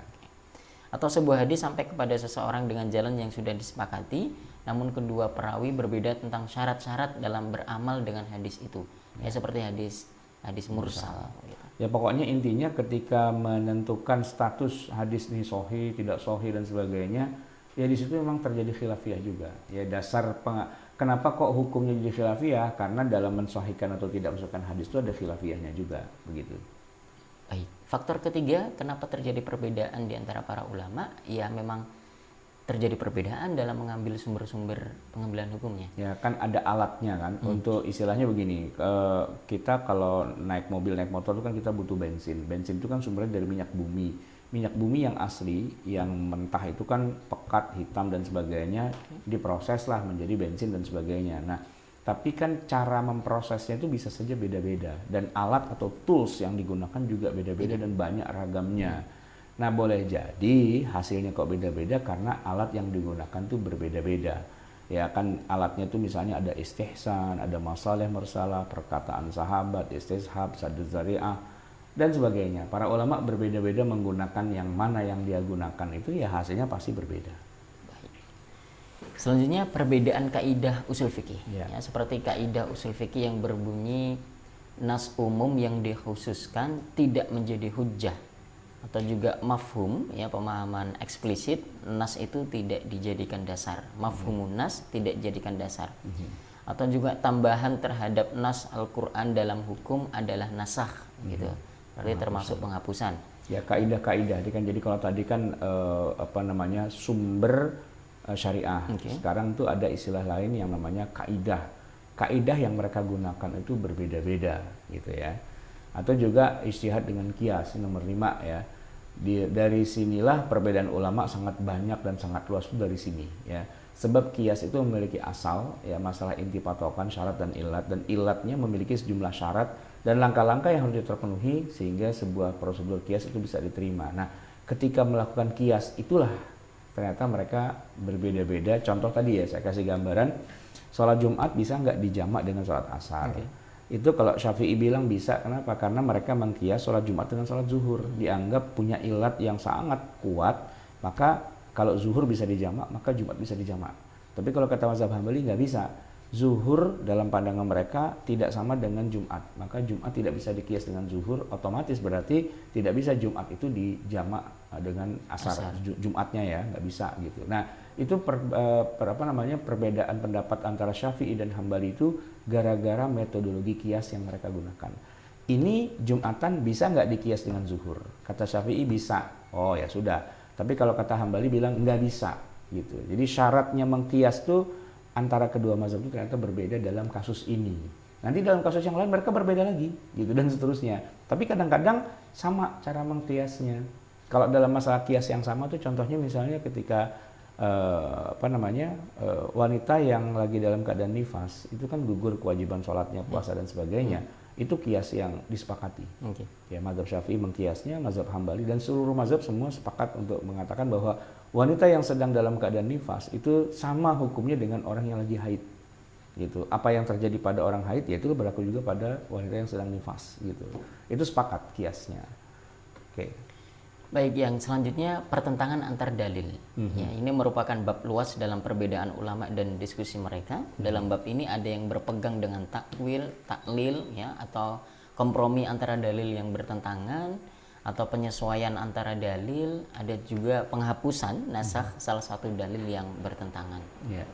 Oke, pertentangan terjadi biasanya antara nas-nas atau antara kias atau antar sunnah, baik dalam perkataan Nabi dengan perbuatannya atau dalam penetapan-penetapannya. Perbedaan sunnah juga bisa disebabkan oleh penyifatan tindakan Rasulullah SAW dalam berpolitik atau memberi fatwa. Dari sini bisa diketahui bahwa ijtihad ulama, semoga Allah membalas mereka dengan balasan kebaikan, tidak mungkin semuanya merepresentasikan sebagai syariat Allah yang turun kepada Rasulullah SAW. Meski demikian, kita memiliki kewajiban untuk beramal dengan salah satu dari perbedaan ulama yang benar. Kebanyakan masalah ijtihadiyah dan pendapat yang bersifat dhanniyah dihormati dan disikapi sama. Oke. Ya, kita lewatin lah. Ini poin-poinnya masih panjang ya. Tapi kita masuk pada poin berikutnya. Baik. Atau sudah habis ya? Oke, bab berikutnya. Kapan belajar fikih ikhtilaf? Ini tema yang sebenarnya ini tambahan saja. Tapi ini menjadi penting karena saya juga belum menulis secara lebih lengkap gitu ya. Jadi gini, pertanyaan gini.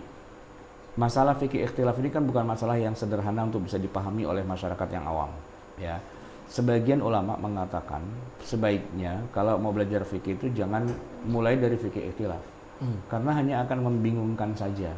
Hanya akan membuat orang jadi confused, bahkan lebih fatalnya lagi sebagaimana dikatakan oleh Syekh Hasan Hittu, Anda tuh akan mencetak orang yang menjadi la madhabiyah, yang tidak bermazhab sama sekali. dan itu tidak dibenarkan oleh siapapun, oleh para ulama ahli syariah gitu. Nah, karena mereka akan cenderung karena belajarnya itu banyak gitu kan, pelajari Syafi'i, Maliki, Hambali semua dipelajari, akhirnya mereka akan cenderung melakukan talfik antar mazhab, mencampur aduk begitu saja karena mereka merasa ngerti semua lalu mereka campur aduk. Nah, ini adalah sebuah paham gitu ya yang melarang orang belajar fikih ikhtilaf atau fikih perbandingan mazhab kecuali hanya buat para expert saja gitu. Tapi kalau buat orang awam nggak usah gitu. Itu satu sisi. Nah, sisi yang lain adalah ya harus diajarkan. Kenapa? Karena kalau nggak diajarkan justru malah mereka akan mencampur-campur. Ini dua hal yang unik ya perdebatannya di sini. Jadi ada beberapa tokoh ulama ahli fikih itu yang punya kecenderungan atau punya semangat itu jangan ajarkan fikih perbandingan mazhab. Jangan ajarkan. Ajarin aja satu mazhab saja biar mereka tuh nggak kebingungan gitu dan mereka benar-benar mantap dengan satu mazhab. Okay. Kalau sudah mantap, sudah ngelotok habis gitu kan. Nah, setelah itu kok mau dikasih wawasan tambahan dengan mazhab yang lain silahkan. Tapi dia nggak akan berubah nih, tetap bermazhab dengan mazhab yang sudah dia miliki. Nah, itu kalaupun dia tahu yang lain-lain, ya berarti itu sekedar nambah-nambah wawasan. Nah, itu perbandingannya kayak gini. Anda kalau belajar baca Quran langsung qiraah sab'ah atau belajar satu qiraat dulu. Nafi gitu ya, Asim gitu. Itu pastinya kan belajar satu qiraat dulu. Ya, masa anak kecil baru belajar Iqra. Jilid 1, jilid 2, jilid itu langsung menurut Kisai begini, menurut Abu Amr begini, menurut Waras begini. Kan dia akan bingung ya. Yang kedua nanti dia akan baca Quran tuh dalam satu bacaan tuh berantakan karena ada qiraatnya siapa masuk di situ, ada qiraatnya siapa masuk di situ. Nah, ini nggak benar cara belajar baca Quran model kayak gini. Sebagaimana ini nggak benar pada belajar baca Quran, nggak benar juga dalam orang belajar fikih. Jadi tidak boleh mengajarkan fikih perbandingan mazhab. Ini satu kutub ya. Syekh Hasan Hito misalnya itu mengatakan gitu, Habib Ahmad itu kayak gitu juga. Banyak itu para ulama yang nggak boleh ngajarin fikih perbandingan mazhab. Harus satu mazhab saja gitu ya. Nah, sementara di kutub yang berbeda ada lagi yang mengatakan nggak apa-apa diajarkan seperti itu dengan alasannya juga logis juga. Kita ngomongin khilafiyah dalam khilafiyah nih jadinya kan. Alasannya apa? Daripada dia nggak kenal mazhab sama sekali. Kan selama ini masyarakat kita di Indonesia ya mungkin kalau klaimnya bermadzhab Syafi'i sih ya cuman klaim aja. Tapi apa benar dia tuh ketika menjalankan agamanya itu sesuai dengan mazhab Syafi'i? Kan enggak, gitu kan? Kebanyakan mereka mazhabnya campur aduk.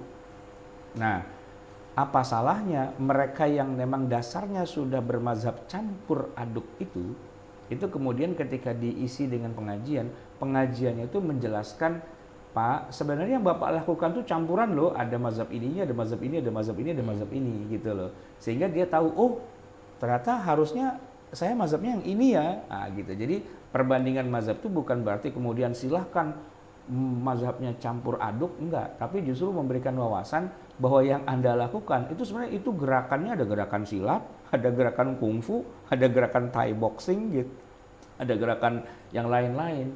Nah sebenarnya itu dalam rangka untuk mengembalikan lagi sesuai dengan format semula. Sebenarnya begitu. Ya, saya ketika ngobrol dengan Syekh Hasan Hito itu saya jelaskan begitu. Kami ini kuliah di Fakultas Syariah jurusan perbandingan mazhab berlatar belakang bahwa orang tuh memang sudah tidak bermazhab dari awal. Bukan orang tadinya bermazhab kita bikin jadi tidak bermazhab, enggak. Ya, mahasiswa LIPIA yang mendaftar ke LIPIA itu rata-rata mereka kalau secara fikih itu sudah tidak bermazhab Syafi'i lagi. Mereka mazhabnya mazhab Quran hadis gitu kan. Mazhabnya Quran hadis gitu. Masuklah ke LIPIA, baru di situ mereka mengenal, oh ternyata ada mazhab ya. Ternyata ada Syafi'i, ada Maliki, ada Hanafi, ada Hambali, baru terpetakan gitu. Oh gitu ternyata. Nah, gitu. Paling tidak itu yang saya alami sendiri gitu kan. Walaupun saya sejak kecil dididik dengan mazhab Syafi'i, tapi banyak ikut pengajian yang merendahkan lah gitu atau menafikan adanya fikih mazhab itu, sehingga harus kembali pada Quran Sunnah gitu kan. Nah, berlangsunglah kehidupan saya sekian lama tidak mau bermazhab gitu, karena mazhab itu kan apa ya, mazhab tuh haram lah gitu intinya gitu kan. Kita kembali pada Quran Sunnah. Kemudian saya mengenal lagi mazhab itu dan kemudian jadi mantap dengan mazhab Syafi'i justru ketika saya kuliah di Lipia. Oh ternyata ada mazhab-mazhab ya. Oh ternyata mazhab Syafi'i malah bagus ya. Jadi saya mengatakan kepada Syekh Hasan Hito, justru ini kita ingin mengembalikan lagi orang ke dalam mazhabnya yang semula, gitu kan? Justru dengan diperkenalkan, oh ini ada mazhab banyak, gitu kan? Masing-masing ada kehebatan-kehebatannya. Kita tidak menjelekkan satu mazhab dengan yang lainnya, tapi mazhab kita, mazhab Syafi'i, itu bagus loh sebenarnya. Jadi kan, oh gitu ya. Saya balik lagi gitu. Itu yang saya alami seperti itu. Nah, saya mungkin berada pada pendapat yang kedua, yang mengatakan bahwa nggak apa-apa kita ajarkan adanya mazhab-mazhab yang banyak gitu sebagai cara untuk membuka wawasan satu, yang kedua sebagai cara untuk agar kita nggak usah berantem karena yang bilang kayak gitu ada ulamanya si Anu, yang bilang kayak gitu ada ulamanya si Anu, gitu kan. Nah setelah mereka tahu bahwa ternyata semua juga adalah latar belakang ijtihad dan ada para ulamanya, kan mereka nggak berantem. Nah kalau sudah sampai pada posisi tidak fanatik, tidak menjelekkan dan sebagainya, kan cuma tinggal satu langkah lagi. Anda kan Syafi'i, ya kan? Atau di Indonesia kan Syafi'i, kenapa nggak pakai Syafi'i saja? Ya, jadi kita netralkan dulu. Kalau dulunya kan enggak, semua mazhab jelek, gitu kan? Itu kebanyakan masyarakat kan gitu. Semua mazhab tuh salah, yang benar tuh Quran Sunnah. Nah, sekarang langkah pertama kalau menurut saya adalah bagaimana orang tuh menghargai dulu, mengapresiasi adanya mazhab-mazhab itu dan tidak menjelekkan satu dengan yang lain. Dan setelah itu kemudian langkah keduanya adalah mazhab Anda itu, mazhab Syafi'i itu bagus banget loh sebenarnya, gitu kan? Sehingga nanti dia balik lagi ke mazhabnya semula, tapi tidak mencaci maki mazhab yang lain. Beda dengan orang yang dari awal dikenalin cuma Syafi'i doang. Ya enggak? Dia taunya cuma Syafi'i doang, berarti yang benar cuma Syafi'i. Begitu ada orang yang salah, kan dia akan mengatakan itu salah, itu keliru. Nah, jadi kalau dia ketemu dengan saudaranya dari India, dari Pakistan, dari Saudi, dari mana, bisa berantem dia. Kenapa? Karena nggak dikasih tahu bahwa ada pendapat yang lain loh. Itu sama dengan kita belajar ilmu qiraah hanya pakai satu qiraat hafaz dari Asim dan kita merasa itulah yang paling benar. Begitu ada orang baca wadduha, langsung kita gamparin tuh orang. Quran nggak boleh dibakal main. Kenapa bacanya wadduha? Yang benar wadduha. Nah, kan jadi masalah juga kan. Maka saya lebih cenderung mengatakan bahwa untuk masyarakat yang sudah terlanjur tidak mengerti adanya perbandingan mazhab dan sebagainya, nggak apa-apa kita buka ya, walaupun itu bukan sebagai tujuan utama. Seperti gini, masyarakat yang bacaannya Qurannya nggak benar, ya nggak apa-apa, ajarin pakai hafaz, pakai asim, tapi kita juga kasih wawasan bahwa itu ada qiraatnya qalun, ada qiraatnya apa, sebagai menambah wawasan agar dia tidak merasa dirinya paling pintar sendiri dan orang lain salah. Gitu kira-kira. Itu poin dari bab ini ya. Ya, poin di bab 8 itu dan yang saya garis bawahi itu seorang guru tidak boleh membatasi wawasan pada murid-muridnya. Bahwa tadi itu bahasa Ustadz mendominasi kebenaran gitu ya, ketika mengajarkan satu kemudian mengatakan ini yang paling benar, yang lain itu keliru gitu. Nah, kira-kira harus dirangsang terus hanya saja problemnya itu. Gini Ustadz Wildan, gurunya pun nggak punya wawasan juga. Itu dia masalahnya, problemnya kan? Juga problem besar itu. Ketika gurunya fanatik juga karena dulu dia juga didoktrin seperti itu kan, mungkin udah 7 turunan guru semuanya begitu. Itu kan repot kan jadinya. Sudah 7 turunan bahkan. Iya. Baik Ustaz, di poin yang terakhir atau di bab 9 itu fikih ikhtilaf bukan tarjih. Bisa dijelaskan Ustaz? Ya, poinnya begini. Jadi kalau kita bicara fikih ikhtilaf itu berhenti sampai penjabaran atau pendeskripsian dari setiap mazhab. Ya, setiap ulama yang berbeda, siapa ulamanya, kemudian hujjahnya yang digunakan itu apa, kenapa kok dia lebih menggunakan hujjah itu, gitu kan? Yang kita compare dengan pendapat yang berbeda dari mazhab yang berbeda atau dari ulama berbeda. Dan itu bisa saja terjadi perbedaannya di dalam satu mazhab. Ya kan, Syafi'i sendiri ada qaul qadim, qaul jadid. Nanti para muhakkiknya pun juga nggak selalu sama ya. Ar-Rafi'i dan Nawawi itu kadang-kadang nggak sama mentahqiqnya. Terus juga pastilah selalu ada muncul-muncul itu semua. Nah, fikih perbandingan mazhab atau fikih ikhtilaf itu targetnya adalah memprofilkan, mempresentasikan semuanya itu secara apa adanya, gitu. Tapi tidak boleh sampai kepada dari semua itu yang benar adalah ini, itu enggak. Gitu. Nah, kalau sudah sampai itu namanya disertasi, itu namanya tesis, gitu. Jadi pendapatnya Anda itu gimana? Itu disertasi, gitu. Tapi kalau fikih ikhtilaf itu bukan disertasi, itu adalah ensiklopedi. Ensiklopedi fikih kuwait. Kita tidak akan menemukan tarjihnya. Gitu. Kenapa? Ya karena tugasnya ensiklopedi bukan mentarjih. Kalau mentarjih ngapain ensiklopedi? Dari awal udah ngomong aja, yang lain salah, yang benar ini doang, selesai kan. Nah tugasnya ensiklopedi adalah menjabarkan, ya, menceritakan semuanya begitu. Jadi kalau kita baca fikih ensiklopedi fikih kuwait misalnya, satu masalah selalu dijabarkan menurut 4 mazhab dengan dalil-dalilnya dan sebagainya, dan kita tidak akan menemukan, ya tentu saja di bagian akhir kemudian yang benar tuh yang Syafi'i gitu, itu enggak gitu, karena karakteristiknya memang sampai di situ. Nah beda kalau misalnya tadi seorang ilmuwan, seorang ulama, pendapat Anda pribadi itu dibutuhkan memang gitu ya.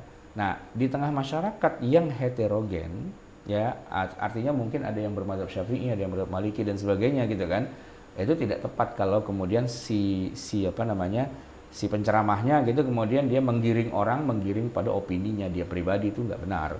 Apa gunanya dia jabarin begitu banyak kemudian semuanya disalahin semua, yang benar cuma dia doang, kan itu nggak benar seperti itu. Nah fikih ikhtilaf itu yang tepat itulah dia tidak mentarjih gitu, tidak yang benar tuh yang ini, itu enggak gitu.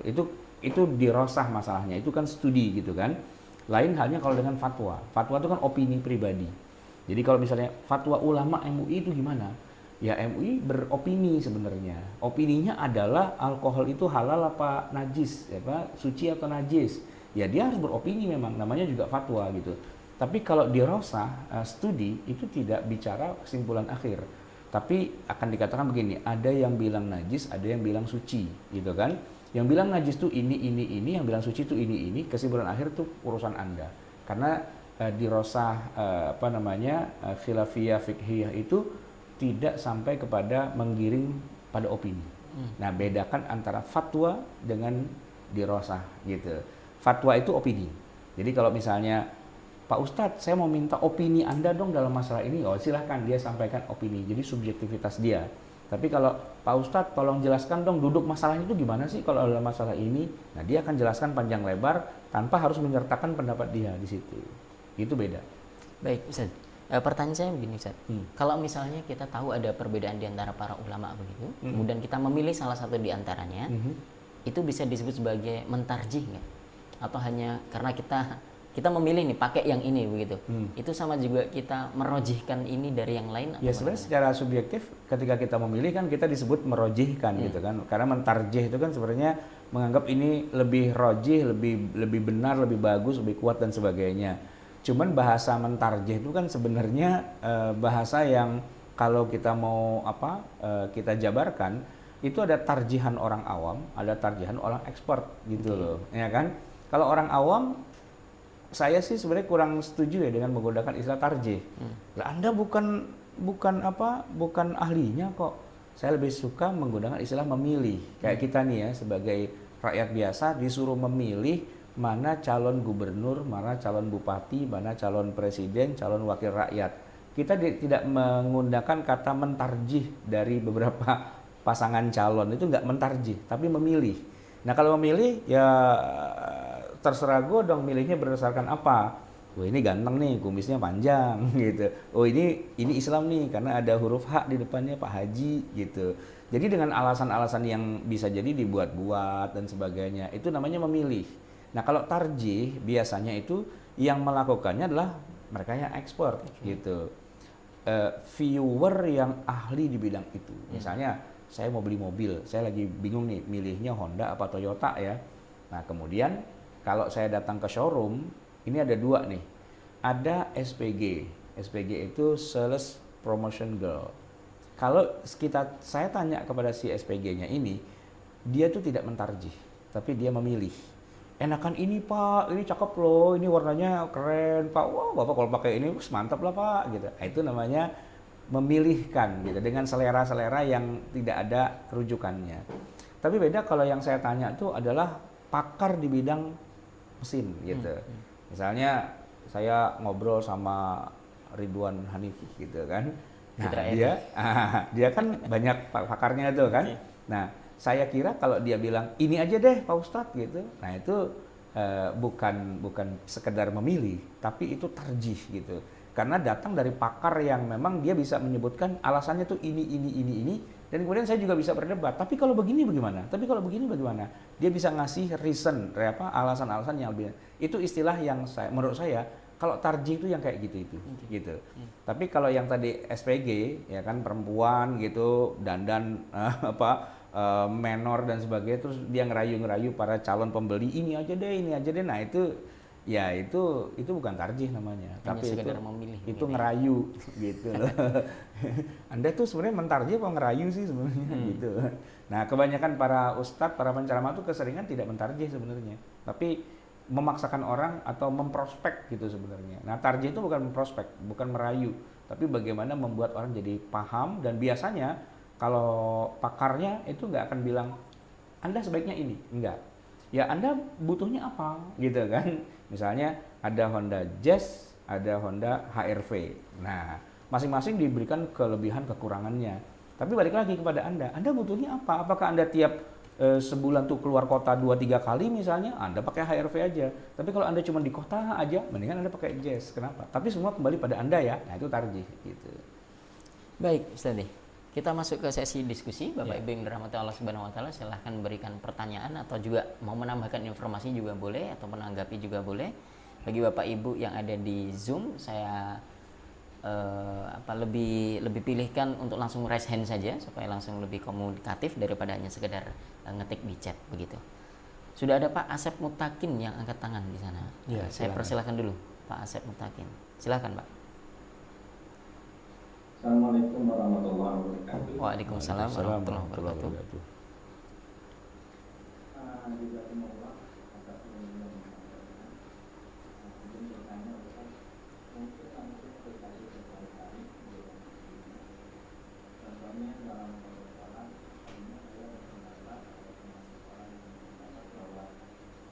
Pada sholat itu tidak ada satu hal ibadah, tapi setelah mendengarkan penjelasan dari rumah fikih, insya Allah jadi paham.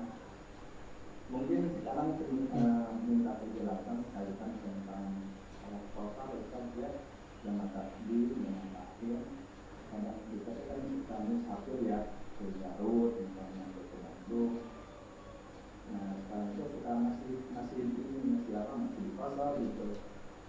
Mohon penjelasannya tentang jamak sholat ini.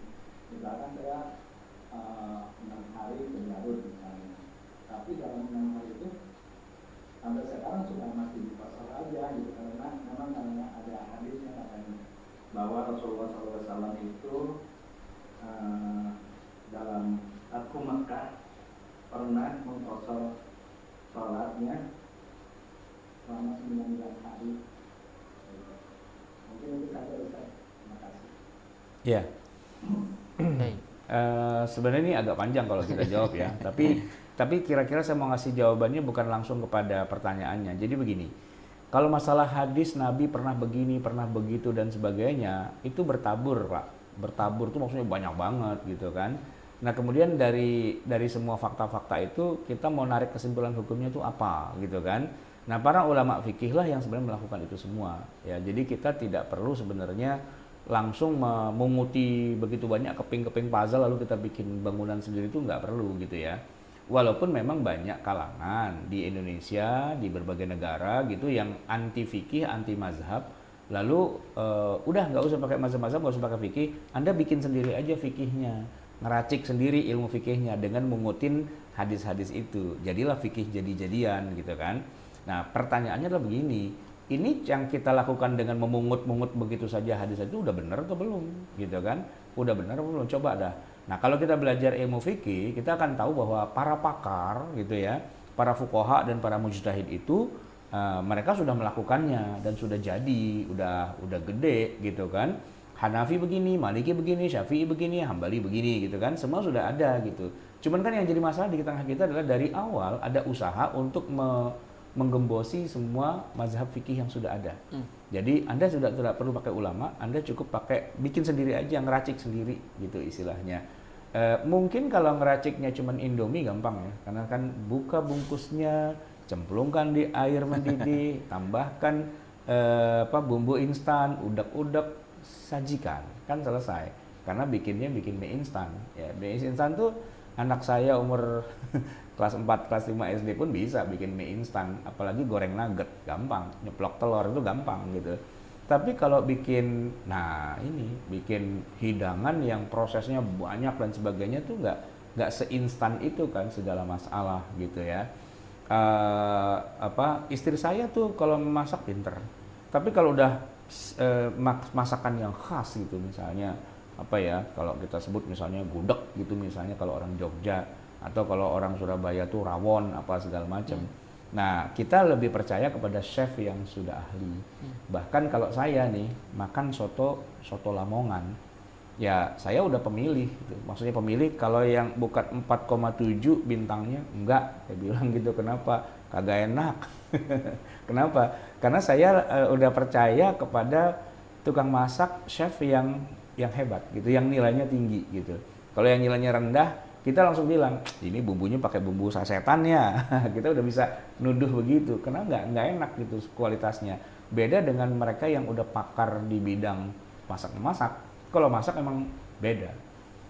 Sayur lodeh buatan rumah kita sendiri gitu, buatan istri sendiri, itu beda dengan sayur lodeh yang dibikin oleh Kopi Kelotok di Jalan Sekaliurang Jogja sana itu. Beda, jauh gitu kan. Mungkin karena suasananya juga, tapi emang beda rasanya gitu. Nah, saya nggak mau meracik sendiri atau bikin sendiri. Saya lebih mending saya cari tempat yang jauh untuk dapatkan rasa yang luar biasa gitu. Kenapa? Ya karena orang yang ngerti rasa akan beda gitu dengan orang yang cuman asal ngeracik aja gitu kan. Nah, maka tadi pertanyaannya lah masalah qashar, jamak dan sebagainya. Ya kalau mau dicarikan hadis yang sekiranya setiap hari boleh qashar juga banyak, bisa aja. Saya kalau cuma disuruh bikin, coba cariin dalil yang pokoknya setiap hari kita dalam hidup kita itu adalah kita boleh jamak qashar. Nggak harus bepergian, di rumah pun boleh jamak qashar. Gampang kok. Kan kita selama hidup di dunia kan kita musafir. Iya kan? Kan ini bukan rumah abadi kita. Rumah abadi kita kan nanti di akhirat, di surga. Ini kan di dunia kita cuma dalam perjalanan saja. Nah, dalam perjalanan kan boleh qashar. Nah, kan bisa tuh. Kalau mau digatuk-gatuk kayak gitu ya, kalau kata orang Jawa, itu ilmu cocokologi kan bisa. Tapi apa boleh kita sekedar mencocok-cocokkan begitu kan nggak bisa. Ya, kita harus kembali kepada para, ya tadi, imam mazhab yang 4 gitu ya. Bagaimana mereka dalam memahami masalah jamak qashar itu ada ketentuan-ketentuannya. Dan mereka paham bagaimana cara menggunakan keping-keping hadis yang ada ribuan itu. Bukan kita ngerangkai sendiri. Nah, kalau ngerangkai sendiri ya kayak jatuhnya kayak Zohiri. Mazhab Zohiri itu mazhab yang ngerangkai sendiri dan kacau balau itu akhirnya. Bayangkan gitu ya. Dalam bab menikah, mazhab Zohiri itu unik. Ustaz Wildan tahu nggak? Kalau seorang wanita ditanya apakah kamu mau dinikahkan dengan calon suamimu yang ini, itu kan kata Nabi wa idnuha wa iznuha sukutuha. Tanda dia setuju itu adalah dia diam. Itu maksudnya apa? Ya maksudnya kan perempuan tuh malu lah kalau bilang iya gitu kan. Tapi dalam mazhab Zohri enggak, itu dibalik logikanya. Kalau dia bilang iya setuju, malah nggak boleh dinikahkan. Karena itu bahwa itu dia berarti tidak setuju. Jadi kalau setuju harus diam. Kalau dia bilang iya, malah nggak boleh dinikahkan. Kan logikanya diterbalik. Tapi benar sih, benar gitu. Secara logika benar. Iya kan kata Nabi wa idnuha sukutuha. Tanda bahwa dia setuju adalah dia diam. Maka kalau wanita itu setuju, dia harus diam. Kalau dia bilang iya, berarti nggak boleh dinikahkan. Nah kan kacau itu urusannya. Ini kan cara menggunakan dalil sak penae dhewe itu kan, itu nggak boleh dengan cara seperti itu, jadi aneh gitu loh. Nah, hadis bahwa Nabi pernah jamak qashar selama 19 hari itu ada fakta, tapi bagaimana cara menggunakan hadis itu dengan benar gitu. Nah, nanti di 4 mazhab itu dijelaskan hadis ini fungsinya di sini gitu kan, apakah dia memang bisa dipakai secara apa adanya atau tidak, ada syaratnya dan sebagainya gitu kira-kira. Baik. Begitu Pak Asep Mutakin, karena pertanyaannya detail mengenai subtema tertentu gitu ya, salat qashar, mudah-mudahan bisa dijawab di forum lainnya atau Bapak bisa intip-intip nih di kajian sekolah fikih yang lainnya tentang bab salat begitu.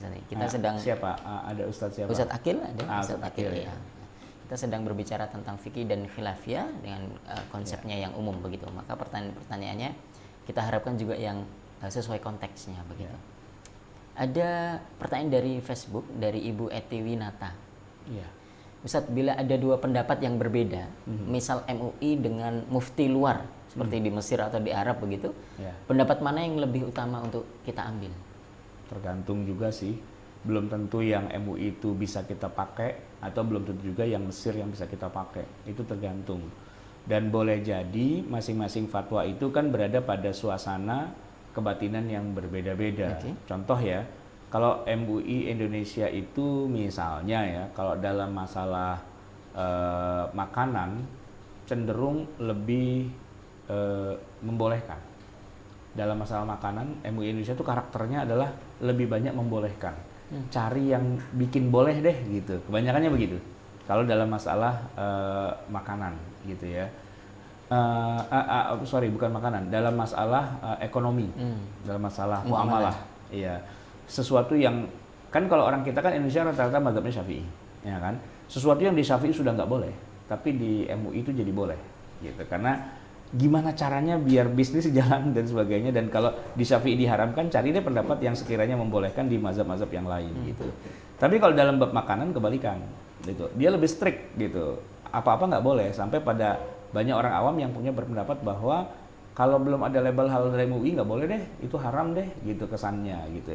Nah, kita lihat kecenderungan dari setiap lembaga fatwa itu memang beda-beda. Nah, kalau di Mesir suasana kebatinannya beda lagi. Mereka kalau udah yang namanya hubungan antar umat beragama itu loss, dalam arti santai, nggak ada masalah. Makanya para ulama di masalahnya di Mesir ya, kalau di Darul Ifta Al-Masriyah mengucapkan selamat Natal tuh oke-oke aja, nggak ada masalah. Karena di sana suasana kebatinannya juga nggak kayak di sini. Di sana itu orang Kristen, orang Islam itu biasa mereka melakukan kolaborasi gitu. Jadi tukar hadiah, saling menghadiahi gitu ya, terus ucapan tahniah dan sebagainya itu fine-fine aja, nggak ada masalah gitu. Nah, tapi kalau di sana nanti urusan-urusan yang lain yang di sini jadi tidak masalah, di sana jadi masalah. Nah, kan bisa jadi berbeda-beda gitu ya. Maka perbedaan itu tidak selalu harus kita apa yang dikatakan oleh MUI belum tentu bisa kita pakai secara sepenuhnya, walaupun biasanya MUI lebih menggambarkan suasana kebatinan orang Indonesia. Nanti yang ada di mana-mana ya lebih menggambarkan suasana kebatinan yang ada di sana. Jadi kan masing-masing punya wilayah yang berbeda-beda. Agak kurang apple to apple sih sebenarnya. Jadi kalau ibu misalnya tadi mau membandingkan, mungkin pembandingannya lah MUI, terus Muhammadiyah, terus NU gitu kan, masing-masing kan punya lembaga-lembaga fikih sendiri. Itu akan lebih apple to apple gitu. Karena yang dinilai atau suasana kebatinannya itu sama, tapi mungkin hasilnya bisa berbeda. MUI menghalalkan kepiting, tapi Majlisul Bahsi wa Tahqiqnya NU haram kepiting. Nah, itu kan di tempat yang sama tapi dengan sudut pandang yang berbeda gitu ya. Tapi kalau kita bandinginnya dengan yang di luar, boleh jadi nggak sama, boleh jadi beda konteksnya. Baik, itu pertanyaan dari Ibu Eti. Kemudian ada pertanyaan yang lain lagi, Ustadz, bolehkah kalau para ulama itu berbeda pendapat, kita ambil pendapat yang paling ringan? Ya, dalam beberapa hal boleh. Begini, kalau sekedar mengambil pendapat yang paling ringan sih pada dasarnya nggak masalah. Yang jadi masalah itu gini, boleh nggak kita selalu cari yang paling ringan, gitu kan? Nah, di sini nanti tergantung konteksnya juga.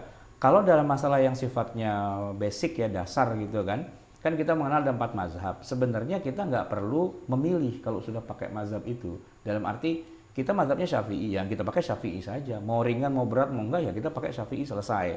Tapi nanti ada wilayah-wilayah yang memang tidak jadi perdebatan 4 mazhab, yaitu misalnya masalah kontemporer kekinian. Nah, dalam masalah kontemporer kekinian, karena wilayah mazhab sudah tidak ada lagi, nah itu tergantung. Ada kalangan yang bilang yang paling bagus adalah yang paling ringan. Misalnya Syekh Dr. Yusuf Al-Qaradawi itu dalam fatwa-fatwa kontemporernya beliau mazhabnya adalah mazhab yang paling rajih adalah yang paling ringan gitu. Tapi nanti mungkin kalau Lajnah Daimah atau katakanlah Saudi itu Lajnah Daimah ya namanya ya. Atau Hay'ah Kibaril Ulama gitu kan. Nah, mereka biasanya sih agak cenderung tidak boleh gitu, dalam banyak hal tuh tidak boleh.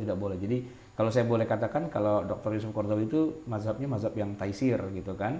Nah, kalau yang Saudi itu biasanya mazhabnya mazhab yang sedikit-sedikit nggak boleh gitu. Nah, dalam hal yang tidak ada kaitannya dengan mazhab yang kekinian, ya itu ada baiknya juga kita pakai mazhab yang taisir, tapi ada baiknya juga kita pakai mazhab yang lebih mutasyaddid, yang lebih ketat gitu ya. Tergantung orangnya juga sih pada akhirnya. Tapi yang penting begini, apapun pilihannya, jangan kemudian kita pertama merasa kita yang paling benar dan orang yang salah. Yang kedua, jangan sampai orang lain yang kita anggap salah tuh kita caci maki, kita bilang dosa, masuk neraka dan sebagainya. Harusnya nggak sampai ke situ sebenarnya sih. Oke. Baik, Ustaz. Pertanyaan selanjutnya dari Pak Amru Rizal. Assalamualaikum Ustaz, jazakumullah khairan atas ilmu yang antum sampaikan. Izin bertanya, apakah syarat-syarat dalam mentalfik madhab, mana batas yang dibolehkan dan mana batas yang tidak dibolehkan dalam talfik madhab? Syaratnya dia harus kuasai mazhab yang mau ditalfik, ya. Dia harus kuasai. Karena kalau enggak, gimana caranya kita mau mentalfik? Pertama kan gini, talfik itu kan mencampur aduk antara dua mazhab. Ada yang boleh, ada yang tidak boleh. Ini kita mungkin saya asumsinya yang boleh ya, mencampur antara dua mazhab yang dibolehkan. Pencampurannya dibolehkan karena memang tidak bertentangan, cuman sedikit bervariasi saja gitu ya. Nah itu syaratnya adalah kita harus kuasai mazhab A dan juga mazhab B sebagai campurannya.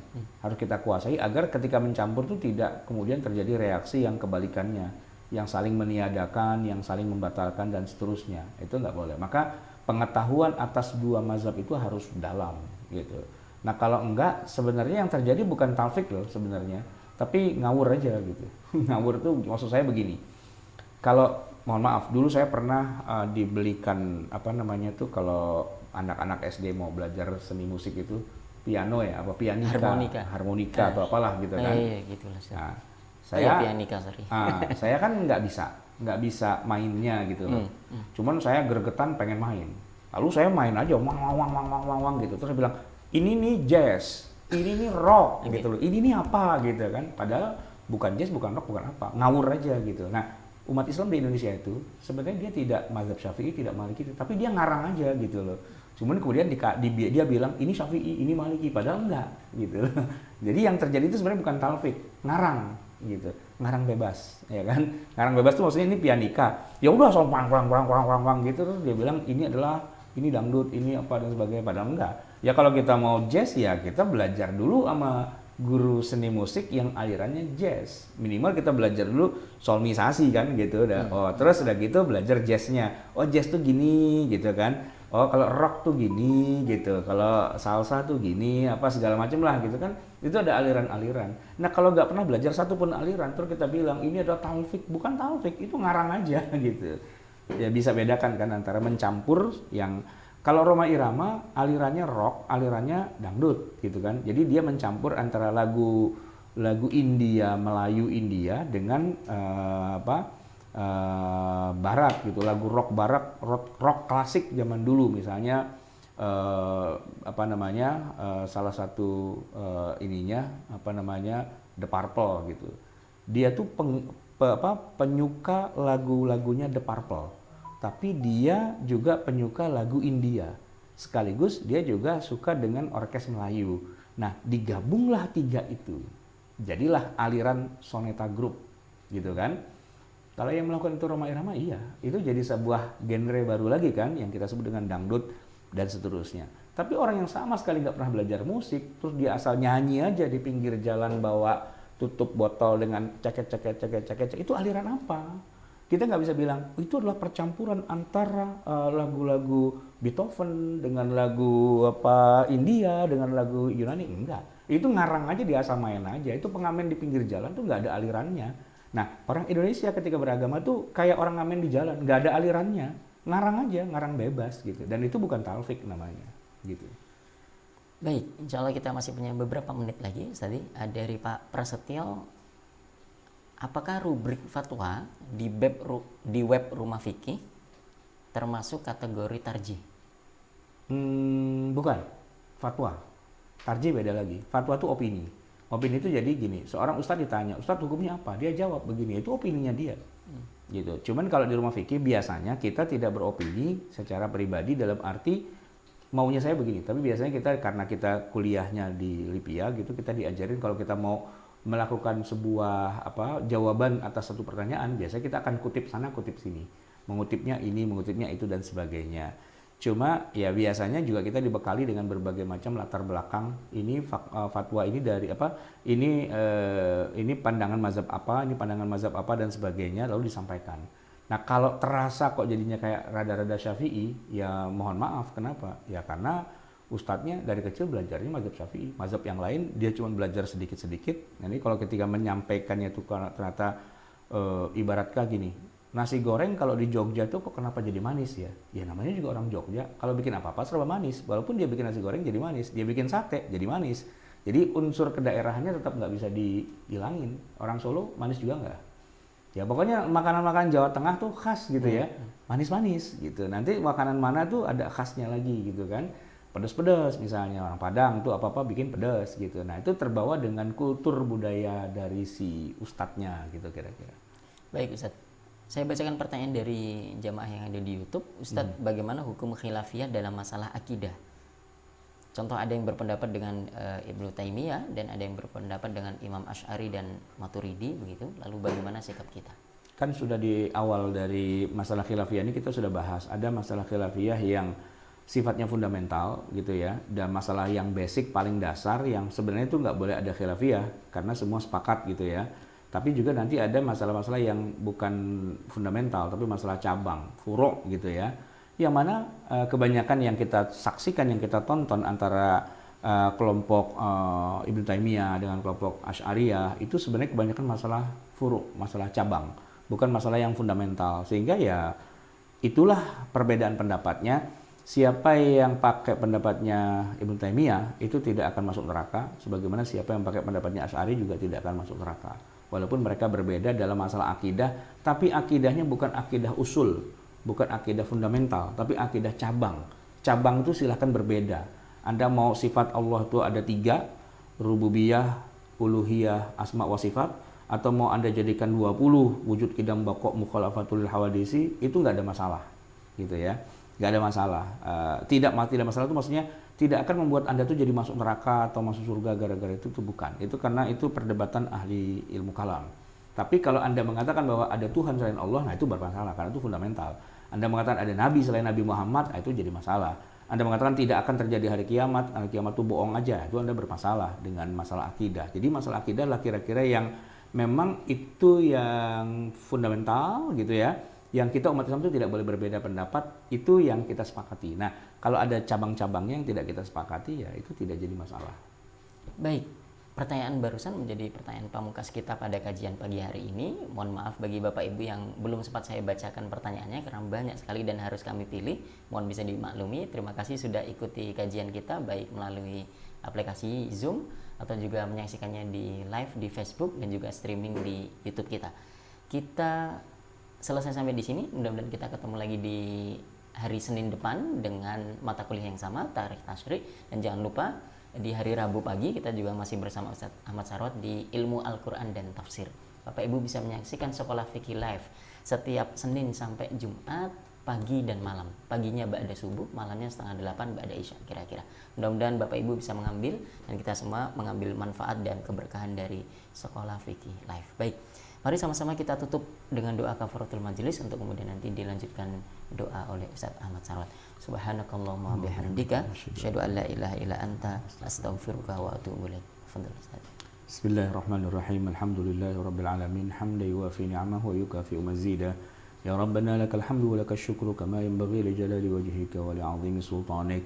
سبحانك لا نحصي ثناء عليك أنت كما أثنيت على نفسك فلك الحمد حتى ترضى ولك الحمد إذا رضيت ولك الحمد بعد رضا اللهم صل وسلم وبارك على سيدنا محمد وعلى آل سيدنا محمد ربنا انفعنا بما علمتنا رب علمنا الذي ينفعنا رب فقهنا وفقه أهلنا وقرابة لنا في ديننا مع أهل الكتر أنثى وذكر رب وفقنا ووفقهم لما ترتضي قولا وفعلا كرما وارزق كل حلالا دائما وأخل أتقيا علما نحظى بالخير ونكفى كل شر ربنا أصلح لنا كل الشؤون وأقر برضا منك العيون واقض عنا ربنا كل الديون قبل أن تأتينا رسل المنون واغفر واستر أنت أكرم من ستر وصلاة الله تغشى المصطفى من إلى الحق دعانا والوفا بكتاب فيه للناس شفاء وعلى الآل الكرام الشرفاء وعلى الصحب المصابيح الغرر اللهم اهدنا بهداك واجعلنا ممن يسارع في رضاك ولا تولنا وليا سواك ولا تجعلنا ممن خالف أمرك وعصاك وحسبنا الله ونعم الوكيل ولا حول ولا قوة إلا بالله العلي العظيم وصلى الله على سيدنا محمد وعلى آله وصحبه وسلم والحمد لله رب العالمين. Wassalamualaikum warahmatullahi wabarakatuh. Waalaikumsalam.